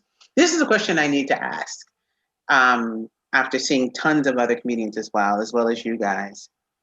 When you have sets that visibly are like going in the tanker, visibly. Wait a minute, did you say when I have sex? Sets. Oh, sets. Okay, go ahead. Sorry. The sex part is all on you, man. I have. But then when you guys have sets and they're going down into the when you see them going down, down the little hole there, what do you do? What happens in those moments in your brain when you see that this is going absolutely nowhere? And I need to step off before this 8 minutes or whatever is, what are you thinking? What are you not thinking? Can we answer for each other? Can we see what David would do? You can work it out however. I just want to know each of you. What would I do if I was tanking? What do you think Kathryn would do? Kathryn gets real chatty and nervous and starts just like spinning shit off the top of her head. Not even material that she's written. She just like spits shit out. Start talking to the audience. Yeah. She'll start doing crowd work. Okay, that didn't work. So honey, where are you from? And what's your name? Kathryn's tanking. She's like, let's make this about you. Exactly. I mean, and what do I do? I would say, well, I can say that Ryan would just go, this is comedy, folks. Pretty much. If it starts to tank, he's like, fuck you, this is what it is. Which is fair. I would say like the first 5 years I did comedy, I would, like you said, Germaine, like if you felt like you probably should just walk away, I did just walk away. I would just be a blank, just like, all right, well, you don't like me, bye. You got what you paid for. See ya. Angry a few times, but that's because I get that though, because I've gotten angry too, where you start to bomb a little and I'm like, hey, you don't like my jokes, fuck you. I'm funny. Come on. Yeah. No, I know what David does because I've seen this a few times. When you get a feeling that the set's not going the way that you would like it to go, you get angrier and you just start telling half a joke. Like it's just whether it's like just do the punchline or just do like a setup and like just Yeah. oh. And then I'm like, fuck it. I'm done. How much more time do I got? 2 minutes. All right, I'll start this joke. Nah, fuck, you don't like that one either. All right, I'll start. You don't like that one either? I fuck. All right, my time's up. Fuck you. Have a good night. Bye-bye. Oh my god. You're absolutely right. That's what I do. Oh. Germaine, do you feel like the band, have you ever felt like you're doing a gig with the band that's not going well and you're like, because it's about dancing, right? Or that you want to have people grooving. Like, have you ever done a set where you're like, oh God, like we need a whole different set right now? Or what do you do? I think it's easier for you guys because you have control of yourself. Yeah, it's super Whereas it's super easy just to say, well, I'm gonna do this, Whereas in a band, when you have 4 or 5 or 6 different people, and you can't really control everything when you feel things are like, right, so you Phil on the bass did too many shots before the gig. Like fucking Phil. Fortunately not, but no, I think we've had moments when I think the energy wasn't there. And not always so much. Well, sometimes from us, or maybe from one or two of us, you know. And the thing about it is that we feel it, or I can say I feel it, because being up there, like, you know, the energy that people have, because we're, you know, you're around them all the time, so you can tell sometimes when they're playing that it sounds doubtful. You know, it doesn't sound as assured as it did, you know, 45 minutes ago. And you're like, oh dear, you know, and you can't, it's not like you could say, you know, get your shit together, you know, or something like that. And that'll just make it worse. We've I think we've had those moments, but I think we've tried to, or I've tried to, whoever, like me or whoever's up there singing with me, we try to, like, at least, you know, not like go into the tanker, but just kind of ease it down. It's almost like you're driving like this, and all of a sudden it's like, you got to slow down. And we try to just like ease it downward. Like, yeah, we meant to do that. We're just easing down. Yeah, I'm going to take a break right now. You know, and then we step off. But we've never had a point where we just feel like, okay, that was shit. You know, we've never had that. We've had surprising moments. This is a few years ago, in Manchester United, I guess, was playing, and all these Brits came here to Sweden. And I think the game was on Wednesday, because I remember when I was on the train and Gone was just packed in the streets. You saw it from the train. So Thursday was our gig. And we walk in there and it's 6:00. And Temple Bar is packed with like 50 people, all men. All of them have been drinking already. And I thought to myself, wasn't that game yesterday? Why aren't y'all going home? No, they don't go home till the weekend. And we set up and more people came. It was so jammed in there with all these guys just celebrating Manchester, singing their chants. And we were like, might not be able to play.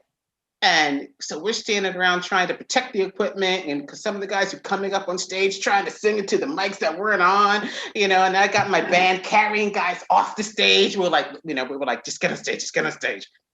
And it was so funny because it was like, I don't know, like mice or roaches or whatever.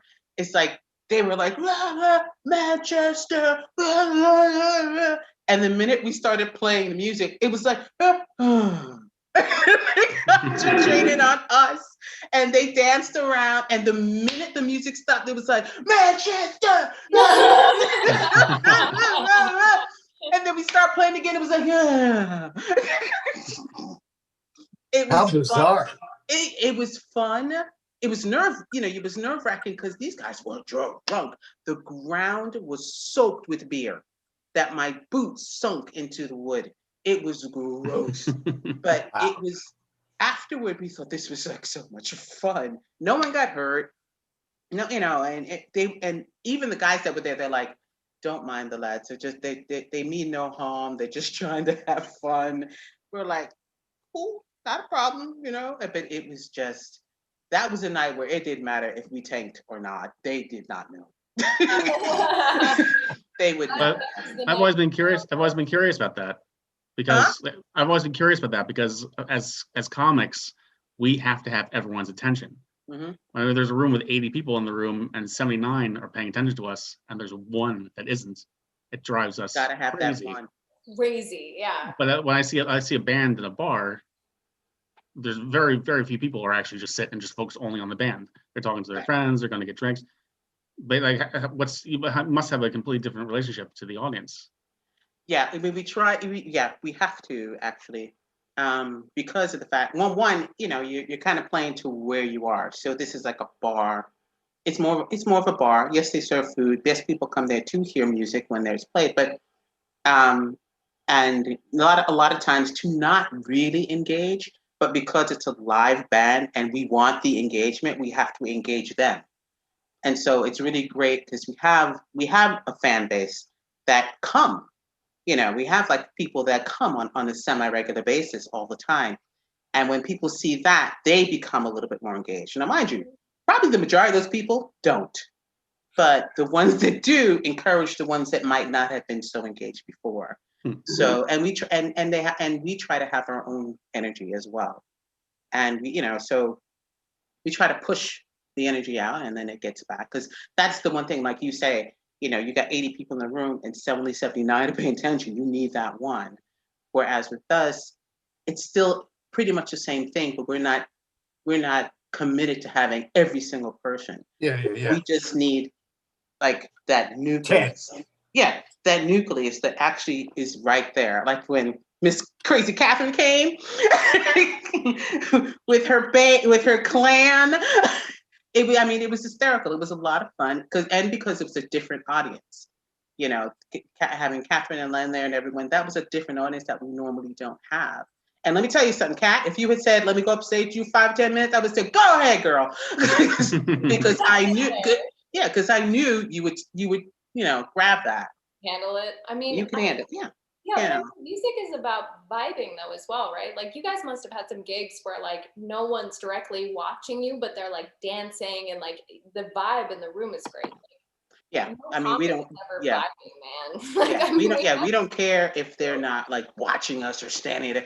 We want people just to have that good time. If they can sit there and rock back and forth, we know that they're engaged. We don't have to have that constant like, yeah, and this, and even though there are certain songs that I try to engage things, and people are like, oh, you want me to? Okay, and like you have some people clap, some people not clap, but at the end they're like, okay, that was cool. Well, Kathryn and Ryan, how many times have you done a gig where that one person was not paying attention or not engaging, and you had to fucking call them out? I've done it every time. Every time I'll call them out. Yeah, it's the nature of the business for us. Yeah. Because it's the same thing. I've seen comics go on stage with like 10 new jokes, and 9 of them just absolutely kill, and one doesn't get a good reaction, and the comic leaves the stage, and they're just like, oh man, damn that one joke. They're not thinking about the 9 they killed. They're like, just thinking about the one that didn't. And it's the same thing with the audience. Like 79 people loved you, and 1 didn't. And just, God damn it, I just didn't get that one guy. Yeah, but do you say anything to that one person when they're not paying attention or not liking you? I wouldn't say every time. And that's one thing I've also learned over the years too. The first time that I really bombed was at a bar where 4 people knew it was a show and were there for the show and were enjoying it, and the rest of the bar did not care at all, and they were just talking over everything. And what I should have done was focus on those 4. Instead, I was focused on everyone else. So I just ate complete shit. Yeah. But nowadays, I was in that same situation. It's like, okay, well, I'm going to focus on these 4. Yeah. Okay, Ryan, David, were you guys there the first time that I did this? I was at Big Ben, and this girl was drunk, and she was like heckling, and I was like, you know what? You want this to be your show? Fine, you can have the mic, sweetie. And I like went into the audience, like gave her the mic. Worst decision ever. Yeah, never do that. Never do that. Yeah. So what did she do? It was awful. I mean, well, I just get so like, because it takes, I know that you don't like being brave, Ryan, but we are. It takes guts. Like, and so when people are like, off doing their own thing while we're having like a monologue going on, it just, I don't know. I take it too hard. I take it too personally most of the time. Yeah, I do too. When that happens. No, well, I saw Adil Faki give the microphone. Actually, he called the drunk guy up on stage. That's what I'm saying. Like, that's what we do. We call the drunk people up and we're like, you want to make a fool of yourself, motherfucker? Like, my God.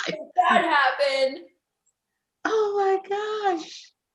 And I mean, but that's scary. I would not call people up on stage. Yeah, it's never a good idea. We've had weirdos. We've had drunk stand in front of the stage. I'm like, okay, yeah, you're not coming up here ever. Yeah, no, that's good. You're making a very wise decision, because me inviting people on stage during a comedy show is not a good idea, especially when they're better than me and they've never done it. So. And Swedes are so polite. Not the Take the drunk mic. ones, Ryan. The drunk That's ones my aren't point. That's my point. They're usually so polite that when someone heckles, they're usually really drunk, and then Yeah. they're not heckling in like some like really clear way you can work with. They're just someone on going, blah, blah, blah, and it's, you can't reason with them or do anything. All you can do is only just shut them down. I've only seen that done properly a handful of times where the drunk person stopped. I feel like most of the time it's taken like an aggressive like bouncer or bartender to go over and be like, hey, shut up, like do a baby Really? shake. Like, I mean, but have you guys had that happen where you have some heckler who is just like over the top? There was a time at Big Ben where there was one guy, and he wasn't really that drunk. I think he just wanted to be kind of the star of the show. So he was heckling all night long. There were like every comic, the host spoke to them. He kept going, just kept heckling. And I had the same thing. It was the middle of my set, and he just shouted something out. And I just asked the audience, just so that because I knew the audience hated that guy just as much as I did. So I just asked the audience, just said, okay, round of applause. How many of you want this guy to shut the fuck up? Yeah. And then the whole place erupted, and he didn't make a peep after that.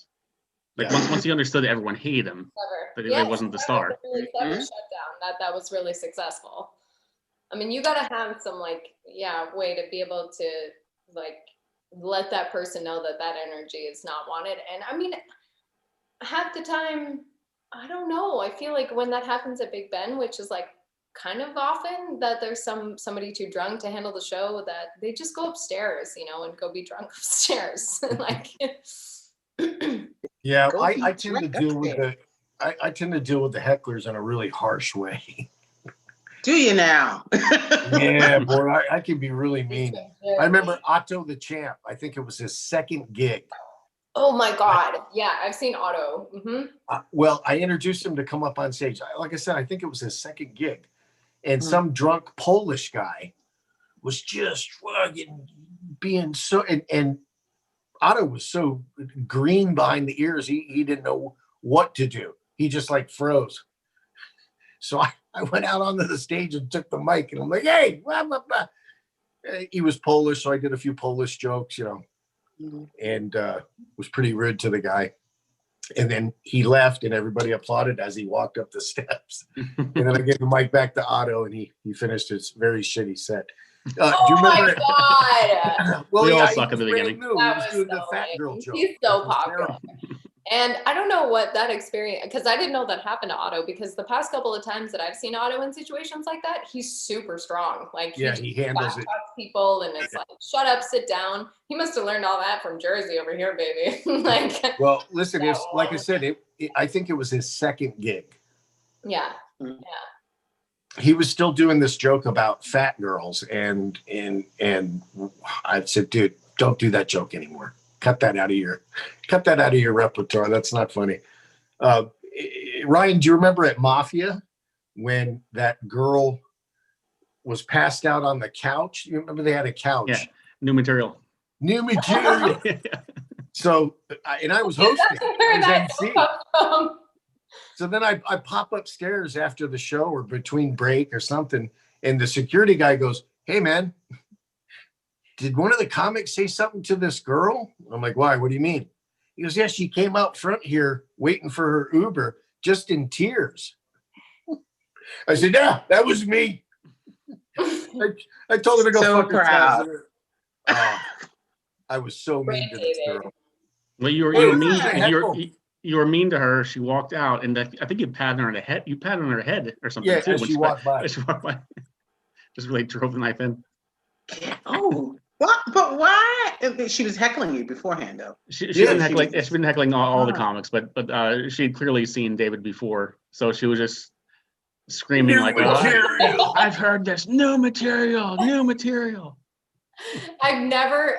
I didn't actually know that that's where that originated. That's something that we joked about on tour a lot. New material. Like, because we hear the same stuff all the time. So I was just like, yeah, okay, guys. Like, well, and remember, Kathryn, God bless your little heart, the first show down in Malmo,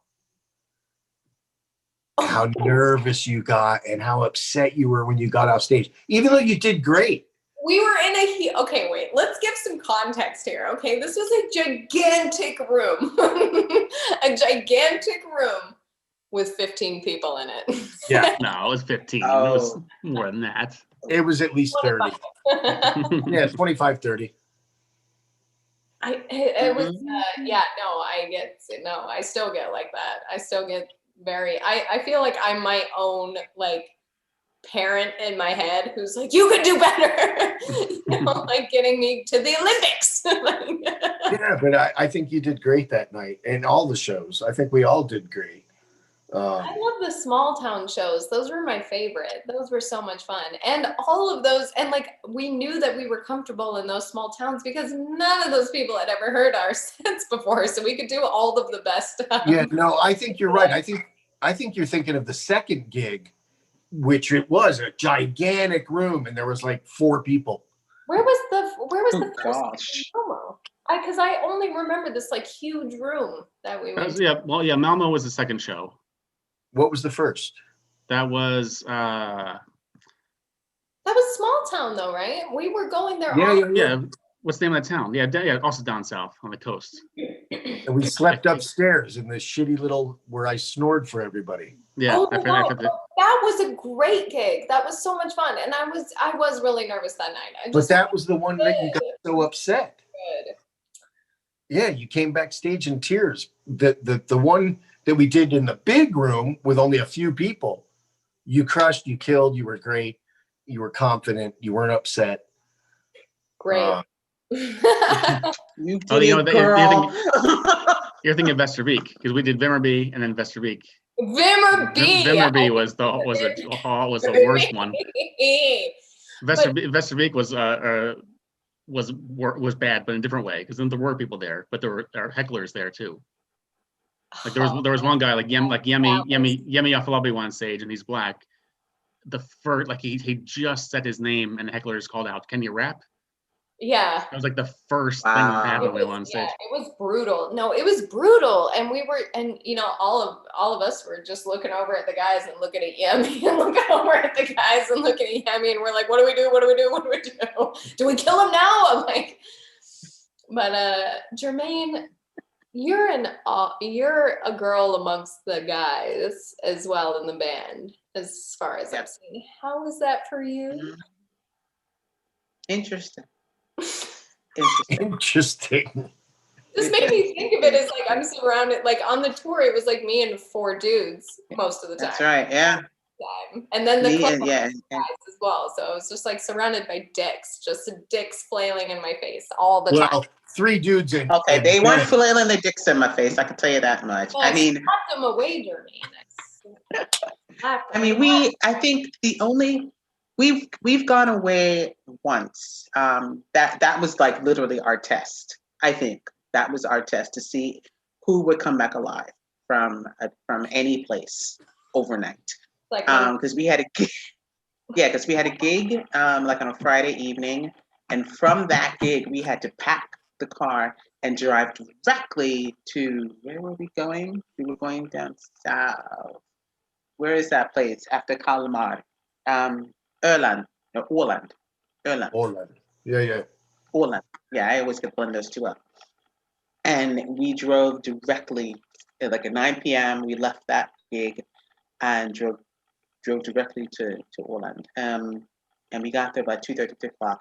Now the events that took, they were like little events that were happening that I was like, I'm the person where, certain things, even if it's loose organization, it's still organized. Like, okay, we said this is what we're going to do. We said this, don't deviate so much. And if you're going to deviate, say something, so, you men, David, like where are you going? Yeah, really. You're going to get, I gotta get some water. I'm thirsty. Okay. All right. Yeah, it's important. Well, are there any more questions from the audience? You like that, don't you? I love it. I love that people are watching. Like, hi. Like, do you want to see our Like, what do you want? Like, David. Yeah, there are. I think they're going to be coming. I think there's stuff. Wait, I have to like redo the thing. But yeah, but this thing. I mean, we all got back from this trip safely. It was tiring. We busted our behinds through the whole thing. We did a wedding when we got down there. Oh, geez.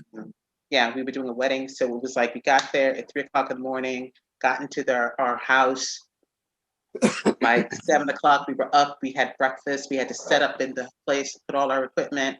Then the wedding came. We were part of the wedding, and then we were playing at the wedding. And then we were like, "Excuse me, when are we going to play? Because it's already 11 o'clock." Then we finally played. We finished at 2 o'clock. Then we were back on the road, and the next morning, like at 8, 9 o'clock. I have one band member. I remember this because we laughed because all he did was sing the whole time.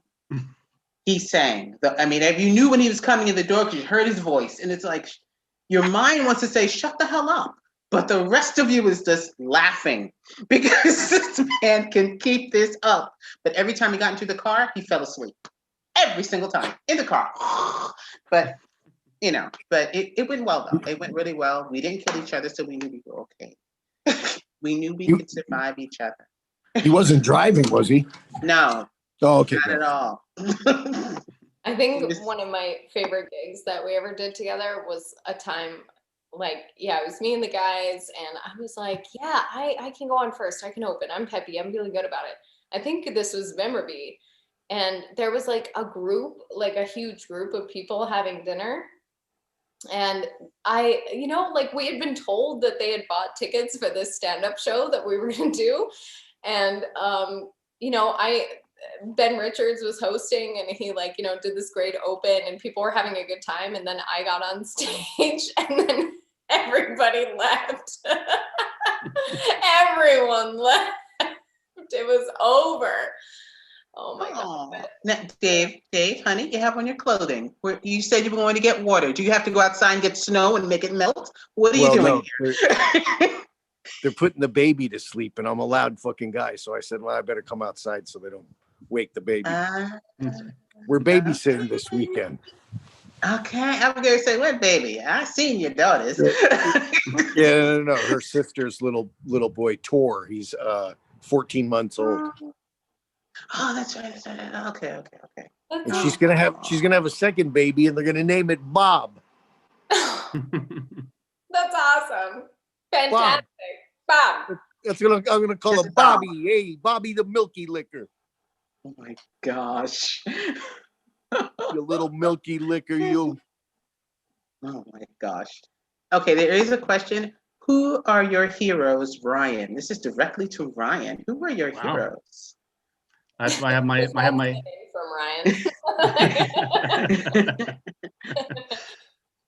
That's easy. I have my holy trinity is Bill Hicks, Richard Pryor, Carlin. George Carlin. Nice. That's easy. That's my top three. Who's your top three? What are your top three, or top one, or top two, Kathryn? Good question. That changes all the time. I'm sure. Right now, it is. I'd say right now in me, I'm Kristen Wiig, Faces and Names. Put them together. I mean, everything I want to say is so silly. Like, people are gonna be like, "Who are you?" I just love Fitzgerald. Like, I don't know. I listen to Ella Fitzgerald every day. I'm so inspired by her work. Like, it just makes me want to create and be peppy. Like, I just idolize Ella Fitzgerald. I know it has nothing to do with comedy or anything, but I never stop listening to her. That's okay. Thank you. And also Marilyn Monroe, obviously. The lips. It's the lips. It's the lips. It's the lips. Oh, I want to be funny but sexy.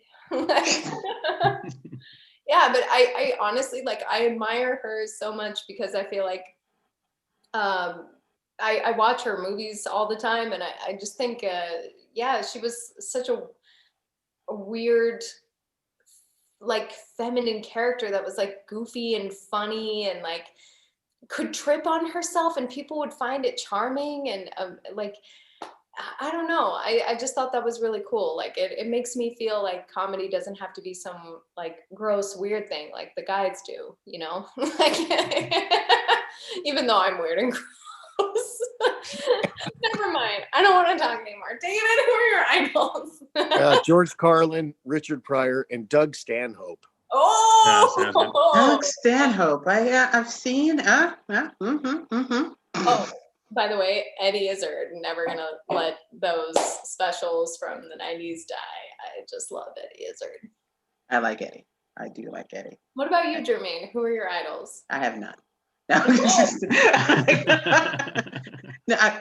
music-wise or comedy, I like recently I've been listening to people now that I can't remember their name. Fortune Feister? Fortune? Okay.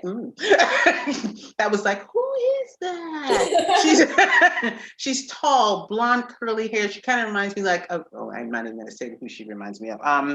No, I mean she's rich. She just got married. She's got this really curly blonde hair, really round face. She's kind of heavy, but she looks really, really tall in the pictures. But she's good comedy. I love I love George Carlin. Always love George Carlin. Of course, like Richard Pryor, and I think it always changes because there are so many. You have all those comedians that are just rooted in there, and then as the years go on, you just hear so many other ones that are like, I get that one, I get. And then when I started to go to comedy shows, which we're seeing you guys literally, I mean, it was like, I like comedy and I know comedians now. Yeah. I like them. Yes, kind of Like thing. you, So I Germaine. think, You're the fucking best. thank you. I try. But I mean, this was, but like with comedian wise, I think all of them have their own little special taste. There's not, there's rarely one that's like, they suck, kind of thing. Something got something. Music wise, people ask me like, oh, what kind of music are you drawn to? I'm drawn to anything, and that's similar to comedy. I'm drawn to anything that sounds good. If it sounds good, it's got, and it could be rap. I don't know about that other trash rap or track rap. Mumble rap, mumble. Mumble rap, yeah. I know nothing about that. Yeah. But like, if it sounds good, I mean, I can go from like Chance to Eminem to Luther Vandross to Sade to India Ari. I mean, if you sound good, I'm there. I'm with you, so. You know what? Actually, I'd like to change my answer. This is it. See you later. It's not written in stone, Kathryn. You can do that. I mean, but I like over the years though, seriously, and this is gonna sound so, but all of the female comics that I've seen have been so amazing. Like I love watching Kirsty. I love watching my friend from New York, Katie Compa. Like I still sometimes like am trying to tell people their jokes and not steal them, which is really hard.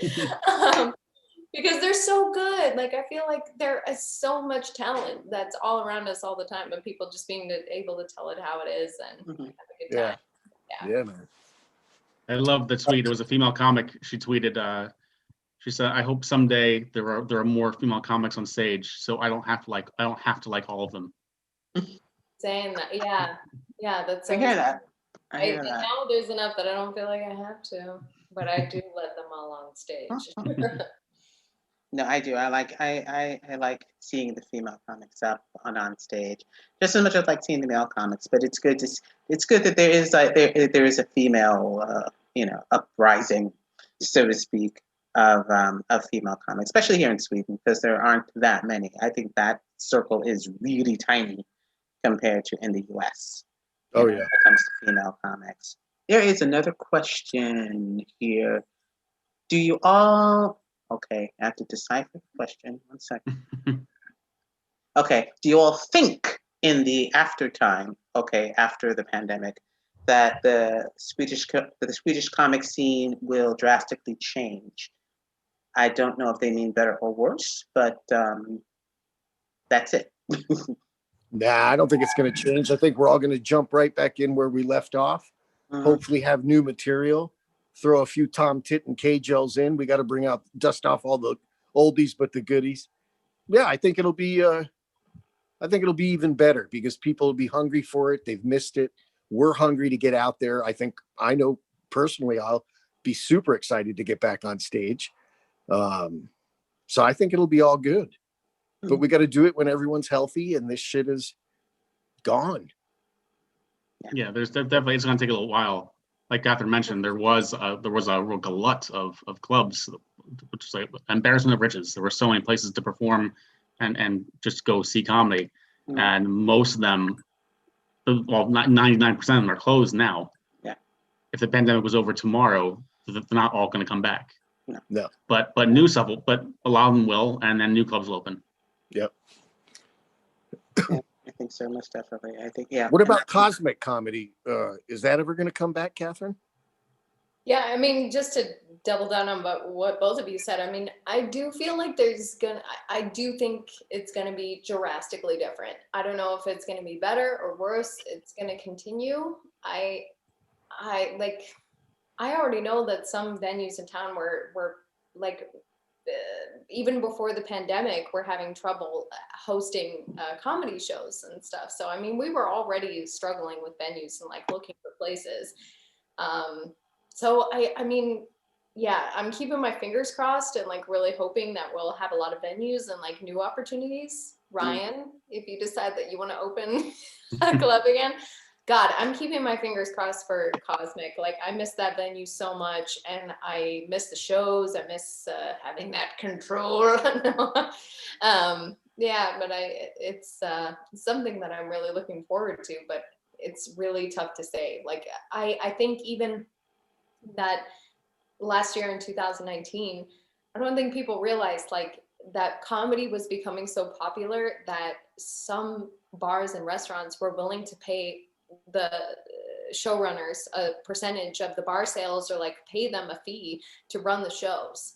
And that, I mean, that kind of interest is really, really good. And I'm really afraid that it might die down a little bit and we'll be scrambling around and we might not be able to pull it together in time for like stuff to build up. But I'm sure it's going to be fine. If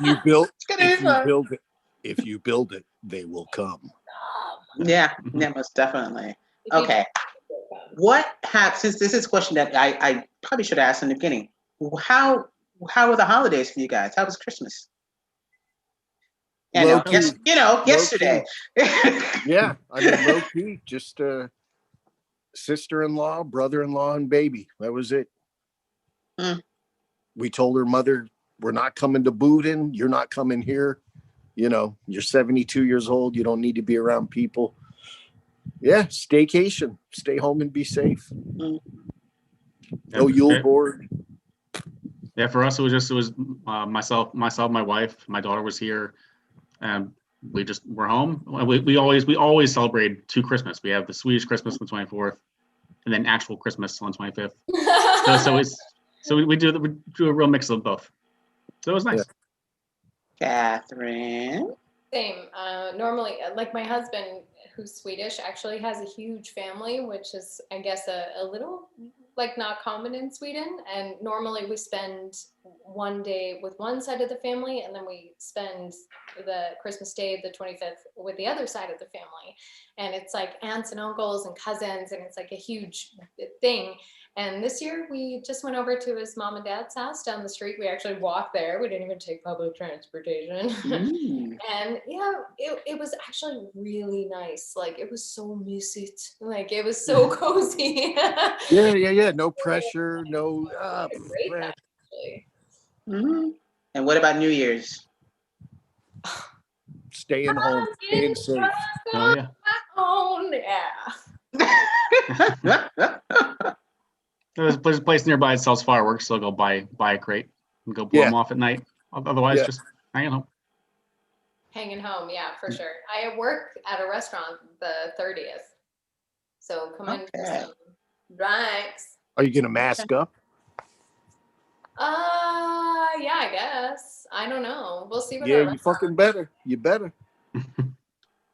Yeah, it's a lot. I mean, I'll be home. Yeah, and actually, I live on the 11th, the top floor. So if there are fireworks, You'll be seeing them. I'll be seeing nice. them. I forgot about that. Yeah, we'll watch that. Where fireworks. Fireworks is the thing.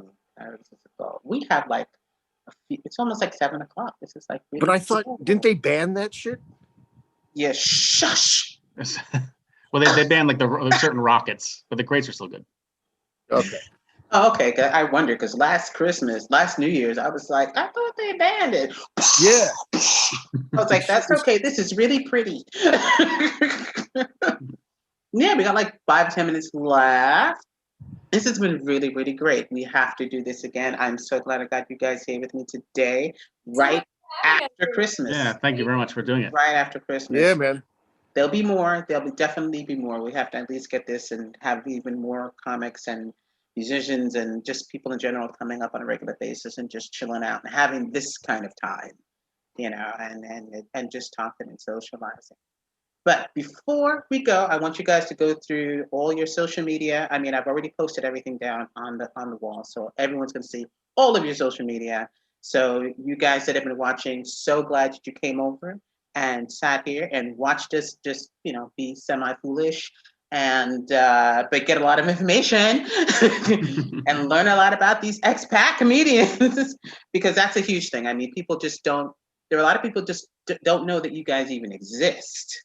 And this is also a huge thing to get the crossover and have people realize, oh, there are comedians here. Yes, and there's English comedy and you will understand it. And there's also the crossover where you guys do Swedish as well. That's pretty great. But let me start with Ryan. Ryan, tell us what you were going to be doing soon, or if there's anything else you're going to be doing lately, and tell us about your social media that you have now that you want people to connect to. Yeah, right now you can find me on Instagram and on Twitter. So it's Funny Bussell. 2 S's, 2 L's, and I'm also on Facebook. So Facebook, Lost in Sweden. You can find me there. And I have my own website as well, but I haven't updated it for quite some time. I don't really have anything major coming. I have again, like I mentioned to Kathryn earlier, I have a lot of ideas. I just have to get off my ass and actually do any of them. But hopefully, we'll start making some announcements shortly.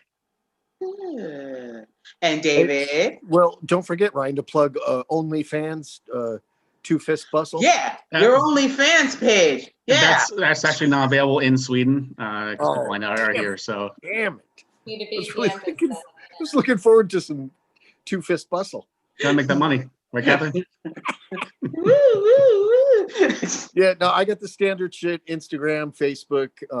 You can go on Often Blotted TV and put in Swedes on the Edge. That's a good laugh. Me and Bingo Ramir, Kiki Danielson, and a few other fucks. I got a couple more Zoom gigs, corporate gigs coming up next week. Making a little more of that chingwa. And yeah, listen for me. I've got a couple VOs that'll be coming out to cool commercials. That's about it. Otherwise, stay home and stay safe. Kathryn? You can check me out on the socials at Roulette LaRoux. I'm not going to tell you how to spell that. You got to Google it. And you can check out my social media to find out how motivated I am, like Ryan was just saying. Yeah, but check me out if you want to have fun. I also am obsessed with movies. I love talking about movies with my podcast partner on CineJunkie Pod. So check us out on all podcast platforms. And actually, Germaine was one of our guests earlier this year when we reviewed Da 5 Bloods. So check that out. And Sweet. yeah, just if you want to see me act or sing or do anything, just go to my website, www.kathryntherow.com. And when I say anything, I mean anything. Oh my gosh! What's your OnlyFans page? OnlyFans. I kept clicking Ryan's. I was like, I want to get in here. I want to get in here. I want to see those. So you guys yes, stay home. Check out our socials to thank you so much, Germaine, for doing this. You're so awesome. Yeah, thank you. Great job. Like I said, we're going to be doing all this again. You guys who have been watching, please tell your friends. We will be back here. Like and subscribe. Check out all the links to all of these guys, to Ryan, to Kathryn, and to David, down below the video. Like, comment, subscribe to the page so you'll be seeing us again and more. So, guys, I'm so happy that you guys are all healthy and safe and safe.